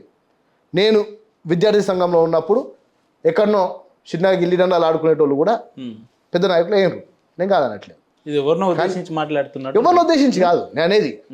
క్లారిటీగా నేను అనేది ఏంటంటే దళిత గిరిజన నాయకత్వంలో నాయకుడిగా ఎదిగినోడు ఇంకో 10 మందిని నాయకులు తయారు చేస్తే ఇప్పుడున్న 19 మంది ఎమ్మెల్యేలు కూడా 10 మంది నాయకులను దత్తతకు తీసుకొని, గిరిజన ఎమ్మెల్యేలు 12 మంది ఉన్నారు, 12 మంది 120 మంది గిరిజనులను దత్తతకు తీసుకొని వాళ్ళ ఖర్చు దగ్గర నుంచి మొదలు పెడితే వాళ్ళ పోస్టర్లు, పాంప్లెట్లు, వాళ్ళ నాయకత్వం, వాళ్ళ ట్రైనింగ్స్ చేస్తే రాష్ట్రంలో బలమైన 190 మంది దళిత నాయకులు, 5 సంవత్సరాల్లో 120 మంది గిరిజన నాయకులు తయారవుతారు. అందులో ఓవరాల్గా 220-230లో 100 మంది నాయకులు కరెక్ట్గా తయారైనా కూడా రాష్ట్ర ముఖ చిత్రం మారుతుంది, దేశ ముఖ చిత్రం మారుతుంది అంటున్నాను నేను. దాని మీద వర్కౌట్ చేయాలి, ఆ పని మీద ప్రీతం గాడు ఉన్నాడు. ఇక ప్రీతం గాడు కబ్జాలు ఇవి అట్లేముండవు, బిజినెస్లు ఏం లేవండి. నాకు నమ్మకం, నేను రేవంత్ అన్న దగ్గర పోయి అన్న నాకు ఇది కావాలని అంటే ఆయన కాదన్నాడు. ఎన్నిసార్లు కలిసిరన్నా ముఖ్యమంత్రి గారిని ఇప్పటివరకు? మస్తు సార్లు కలిసిన, లెక్కలేనిసార్లు కలిసిన. అంటే అందరూ అంటారు కానీ రేవంత్ అన్న చాలా ఫ్రీ ఉంటాడు. అందరు నాయకుల దగ్గర విషయం మాకు ఏముండదు. నేను ఇప్పుడు కలవాలనుకున్నా కూడా ఇప్పుడు నేను వాకినే వెళ్ళిపోతా, అంత ఫ్రీగా ఉంటాడు. అంటే ముఖ్యమంత్రి అనే ఒక అహం లేదండి రేవంత్ అన్నకి. ఆయన ఎప్పుడు కూడా ఒకటే ఏమన్నాడంటే మనము సంక్షేమ పథకాలు ఇవ్వకపోవచ్చు ప్రీతం మనం దళిత గిరిజనులకి, కానీ మంచి విద్యను ఇద్దాం, గురుకులం అంటే కులం వద్దు, ఎస్సీ ఎస్టీ బీసీ మైనారిటీ అందరూ ఒక దగ్గర ఉండేటట్టు చేద్దాం అని అంటే అన్న దీని మీద ఏమైనా ఇబ్బంది వస్తుంది, ఇబ్బంది లేదు పాడలేదు, ఎస్సీలను ఎస్సీ గురుకులాలు, గిరిజనులను గిరిజన గూడాలు వద్దు, అందరూ ఉదాహరణ పెడదామని ఎస్సీ ఎస్టీ బీసీ మైనారిటీ ఒక దగ్గర ఉండాలని 76 నియోజకవర్గాలలో 12,600 కోట్ల బడ్జెట్తో ఇంటిగ్రేటెడ్ స్కూల్స్ అండి ఆల్రెడీ ఓపెన్ అవుతున్నాయి. ఈ సంవత్సరం నుంచి మన దళిత బిడ్డలు, మన గిరిజన బిడ్డలు ఎస్సీ ఎస్టీ బీసీ మైనారిటీ అందరితో పాటు కలిపి చదువుకుంటారు. ఆడికి పోయిన తర్వాత కులం ఉండదు. ఇక ఆ కుల నిర్మూలన వ్యవస్థలో విద్యని ప్రోత్సహించాలంటే ఫస్ట్ విద్యకు సంబంధించిన ఆ శాఖకు సంబంధించిన మంత్రి ఉండాలి కదా, ఎడ్యుకేషన్ మంత్రి ఉండాలి. మా ముఖ్యమంత్రి దానికి మంత్రి, హోమ్ మినిస్టర్ కూడా మా ముఖ్యమంత్రి, మున్సిపల్ మినిస్టర్ మా ముఖ్యమంత్రి, ఇక అన్ని ముఖ్యమంత్రి. అంటే ముఖ్యమైన శాఖ ఎందుకన్నా ఇప్పుడు ముఖ్యమైన శాఖ ఉదాహరణ మీ పార్టీలోనే చెప్తా. ఇప్పుడు రాజగోపాల్ రెడ్డి లాంటి సీనియర్ నాయకులు కూడా మాకు మంత్రి పదవి ఇస్తామని చెప్పి గతంలో పార్టీ హామీ ఇచ్చింది, మాకు ఇవ్వాలి అని చెప్పి డైరెక్ట్గా అడుగుతున్న పరిస్థితులు ఉన్నాయి. 2 మంత్రి పదవులు మిగిలినాయండి, ఇంకా 2 మిగిలి ఉన్నాయి. మిగతా మంత్రివర్గం అంతా ఆల్మోస్ట్ కూర్పైపోయి ఉంది. ముందు సోషల్ వెల్ఫేర్ కూడా రేవంత్ రెడ్డి గారి దగ్గరనే ఉండే, కానీ ఇండైరెక్ట్గా మంత్రిగా నేను చేసిన, ఏదున్నా నాకు అప్ప చెప్తుండే సోషల్ వెల్ఫేర్కి సంబంధించి. దాని తర్వాత ముఖ్యమంత్రి గారు దాన్ని టేక్ ఓవర్ చేశారు. విద్య, హోమ్ మినిస్ట్రీ, మున్సిపల్ శాఖ ఇవి 3 చాలా కీలకం. అవి రేవంత్ రెడ్డి గారు పెట్టుకున్నారు. ఎందుకనంటే మున్సిపల్ శాఖ ద్వారా గతంలో మళ్ళీ మీకు చెప్పినట్టు ప్రభుత్వ భూముల కబ్జాలు గురి కావడం, సుమారు ముఖ్యమంత్రి రేవంత్ రెడ్డి గారు మున్సిపల్ శాఖ చేపట్టినప్పటి నుంచి ఇప్పటికీ సుమారు ఒక 2 లక్షల కోట్ల విలువైన భూములను ప్రభుత్వం మళ్ళా రిటర్న్ తీసుకుంది. ఇప్పటికి హైడ్రా దగ్గర ఒకసారి మీరు రంగనాథ్ గారి దగ్గర పోతే వారు మీకు మొత్తం లిస్ట్ ఇస్తారు. 2 లక్షల కోట్ల విలువైన భూములను వల్ల ప్రభుత్వం రిటర్న్ చేసుకుంది, స్వాధీనం చేసుకుంది. ఇక ఎడ్యుకేషన్ సంబంధించి ముఖ్యమంత్రి గారు చాలా పర్సనల్గా నాకు కావాలి ఈ శాఖ అని ఆయన దగ్గర పెట్టుకున్నాడు. అప్పటికి కొంతమంది మాకు ఇవ్వండి అని చెప్పి అడిగినప్పటికి కూడా నాకు కావాలి అని చెప్పి ముఖ్యమంత్రి గారు అడిగారు. ఎందుకు అని అంటే విద్యలో పూర్తి స్థాయి మార్పులు తీసుకొస్తున్నాడు రేవంత్ రెడ్డి గారు. మనం గమనిస్తే ఎక్కడ చూసినా డైట్ ఛార్జీలు, మెస్ ఛార్జీలు పెంచిండు, హాస్టల్స్ అంతా కొత్త బిల్డింగ్స్ తీసుకోండి అన్నీ చేస్తున్నాడు. సో దాంట్లో మార్పులు అయిన తర్వాత తప్పకుండా విద్యాశాఖ కూడా ఇంకో మంత్రికి ఇచ్చే అవకాశాలు ఉంటాయి. ఇంకా 2 ఖాళీ. హోమ్ మినిస్ట్రీ అనేది ఇప్పుడున్న పరిస్థితులలో ఈ ఈగల్ టీం కానివ్వండి, లేకపోతే ఇంటెలిజెన్స్ వ్యవస్థ కానివ్వండి, వీటన్నిటి గత 10 సంవత్సరాలలో జరిగిన కొంతమంది సీక్రెట్ ఏజెంట్స్ చాలా గట్టిగా పనిచేస్తున్నారు. ఆ సీక్రెట్ ఏజెంట్స్ అన్నిటి కూడా ఇప్పటికీ డిస్మాండిల్ అయిపోయినాయి ఓవరాల్గా. ఇప్పుడు కమాండ్ కంట్రోల్ సెంటర్ మొత్తం ముఖ్యమంత్రి గారి చేతిలోకి వచ్చింది. ఓవరాల్గా రాష్ట్రం ఇప్పుడు మంచిగా నడుస్తుంది. ఎందుకంటే గతంలో ఫోన్ ట్యాపింగ్స్ ఇవన్నీ కూడా చాలా కీలకమైన అనేక అంశాలు పోలీస్ డిపార్ట్మెంట్కి సంబంధించి ఇబ్బందులు ఏర్కొన్నాయి. ఆఖరికి నా నెంబర్ కూడా ఫోన్ ట్యాపింగ్ లా వింటుండే. మిమ్మల్ని కూడా పిలిచిరా, సాక్షులుగా విట్నెస్ గా మిమ్మల్ని కూడా పిలిచిరా? ఇక అంత దాకా లేదు నాది. ఆ నెంబర్లలో ఒక నెంబర్ ఉంది నాది, అంతే. అక్కడ దాకా మనం పిలవలేదు. కానీ అంటే చాలా దరిద్రమైన పరిస్థితులలో అప్పుడు రిటైర్డ్ ఉద్యోగులను పెట్టుకొని భయపట్టించి చేసి పోలీసు వ్యవస్థని కొంచెం కింద మీద చేశారు. అందుకే ఆ శాఖ వాళ్ళ దగ్గర పెట్టుకుని ఇక అన్యాయదారిని ఉంటే ఎట్లా, ఇది ఎట్లా లేదండి, అట్లా ఎట్లుంటది. ఇప్పుడు మా అడ్డు లక్ష్మణ్ గారు ఉన్నారు, నా ప్రశ్న అడ్డు లక్ష్మణ్ గారు ఉన్నారు. నా ప్రశ్న ఏంటంటే రాజగోపాల్ రెడ్డి గారు మినిస్ట్రీ కావాలని చెప్పి అడుగుతున్నాడు. ఆయన కూడా ఎలిజిబిలిటీ ఉన్న క్యాండిడేట్ అని ఆయన చెప్తున్నాడు, రాష్ట్ర ప్రజలు కొంతమంది చెప్తున్నారు. సో ఏంటి మీ మీ మీ ఒపీనియన్ ఏంటి? రాజగోపాల్ రెడ్డి గారికి ఆయన అర్హుడు, ఆయనకి రావాల్సిందే. అది కాదని ఎక్కడ కూడా మనం అనట్లేదు. ఎలిజిబుల్ ఉన్న వ్యక్తేనా రాజగోపాల్? 100% ఎలిజిబుల్ ఉన్న వ్యక్తి. రాజగోపాల్ రెడ్డి లాంటి మంచి నాయకుడు నాకు తెలిసి ఎవరు ఉండరు. నేను ఆయన పార్టీ మారేటప్పుడు కూడా బతలాడినా, నీకు దండం పెడతాను పోకన్నా అని. ఆయనలో నచ్చే అంశం ఏంది? ఆయనలో నచ్చే అంశం రాజగోపాల్ రెడ్డి గారు నిజంగా అండి ఆయన లీడర్ కాదండి, మానవతావాది. ఆయన మనసు ఎంత మంచిదనంటే ఆయన దగ్గరికి పోయి ఎవడు ఏ సాయం అడిగినా కూడా ఇమీడియట్గా చేస్తాడు. పార్టీలను ఏం గమనించాడు. రాజగోపాల్ రెడ్డి దగ్గరికి పోయి అన్న ఈ సమస్య ఉంది అని అంటే ఆయన సమస్య లెక్క భావిస్తాడు. అందుకే ఆయన ఒక మానవతావాది. లీడర్గా తక్కువ అంట నేను. లీడర్గా అంటేనేమో రాజకీయాలు ఉంటాయి, ఈయన రాజకీయాలు ఉండవు. ఈయన ఈ పార్టీ ఆ పార్టీ వాడు నేను అని ఆలోచించాడు. ఆయన బీజేపీలకు పోయినా, బీఆర్ఎస్లకు పోయినా, ఎక్కడ పోయినా, ఏ పార్టీకి పోయినా ఆయన అనుకున్న అభిమానంలో ఆయన తయారు చేసుకుంటాడు. ఆయన రాజగోపాల్ రెడ్డి గారు 2009లో ఫస్ట్ టైం ఆయన ఎంపీగా వచ్చేటప్పుడు కూడా రాజగోపాల్ రెడ్డి గారితో చాలా కీలుగా దగ్గర నుంచి చూసినానండి నేను. చాలా మంచి వ్యక్తి. ఆయన మంత్రి కావాలి, మంత్రి కాకపోయినా కంపల్సరీ క్యాబినెట్ హోదా ఉండేది, ఏదైనా పెద్ద పదవి ఇస్తారని చెప్పి కూడా మాకు ఉంది. రాజగోపాల్ రెడ్డి గారు ఒక శక్తి. చూసుకుంటే నాకు వెంకన్న కంటే కూడా నాకు రాజగోపాల్ రెడ్డి అంటే ఇష్టం. ఓకే, కోమటిరెడ్డి వెంకటరెడ్డిని కూడా నేను అన్నని కూడా కంటే కూడా నాకు రాజగోపాల్ రెడ్డి అంటే చాలా ఇష్టం. ఓకే, ఎందుకు అట్లా? మీ ఇద్దరి మధ్యలో ఏం అట్లా ఇన్సిడెంట్ ఏముంది? ఏం ఇన్సిడెంట్ లేదండి నిజంగా. అన్నతో నేను ₹1 ఇంతవరకు లాభం పొందినోని కాదు, అన్న నాకు ఇంతవరకు నేను చేసింది కాదు. కానీ ఆ పేరు అంటేనే నాయకత్వంలో నా ప్రాంతానికి వాస్తవానికి కూడా ఇప్పుడు ఎమ్మెల్యే లేనప్పుడు గాదర్ కిషోర్ ఉన్నప్పుడు ఏ సమస్య అయినా కూడా ముందట ఉండి నేనున్నా అని ఒక ధైర్యం ఇచ్చేటోడు రాజగోపాల్ అన్న. ఆయన తలుచుకుంటే వాస్తవానికి ఇప్పుడు నల్గొండ జిల్లాలో ఉన్న ఒక 2-3 సీట్ల మీద గట్టిగా ప్రభావం చూపెట్టే ఒక శక్తివంతమైన నాయకుడు. ఇక వెంకన్న ఎంపీ అయినప్పటికీ కూడా రాజగోపాల్ రెడ్డి గారు ఎంపీ ఉన్నప్పుడు, వెంకన్న ఎంపీ ఉన్నప్పుడు చూసుకుంటే జమీన్ ఆస్మాన్ ఫరక్. రాజగోపాల్ రెడ్డి గారు డిఫరెంటే, వెంకన్న అది డిఫరెంటే. ఇక వెంకన్న కంటే కూడా రాజగోపాల్ రెడ్డి గారు చాలా అద్భుతంగా మూమెంట్ చేసారు. కానీ అలాంటి వ్యక్తులు మీరు గుర్తించాలి కదా, మరి పార్టీ గుర్తించాలి, తగిన స్థానం ఇవ్వాలి కదా. 100% గుర్తిస్తుంది, నాకు నమ్మకం ఉంది.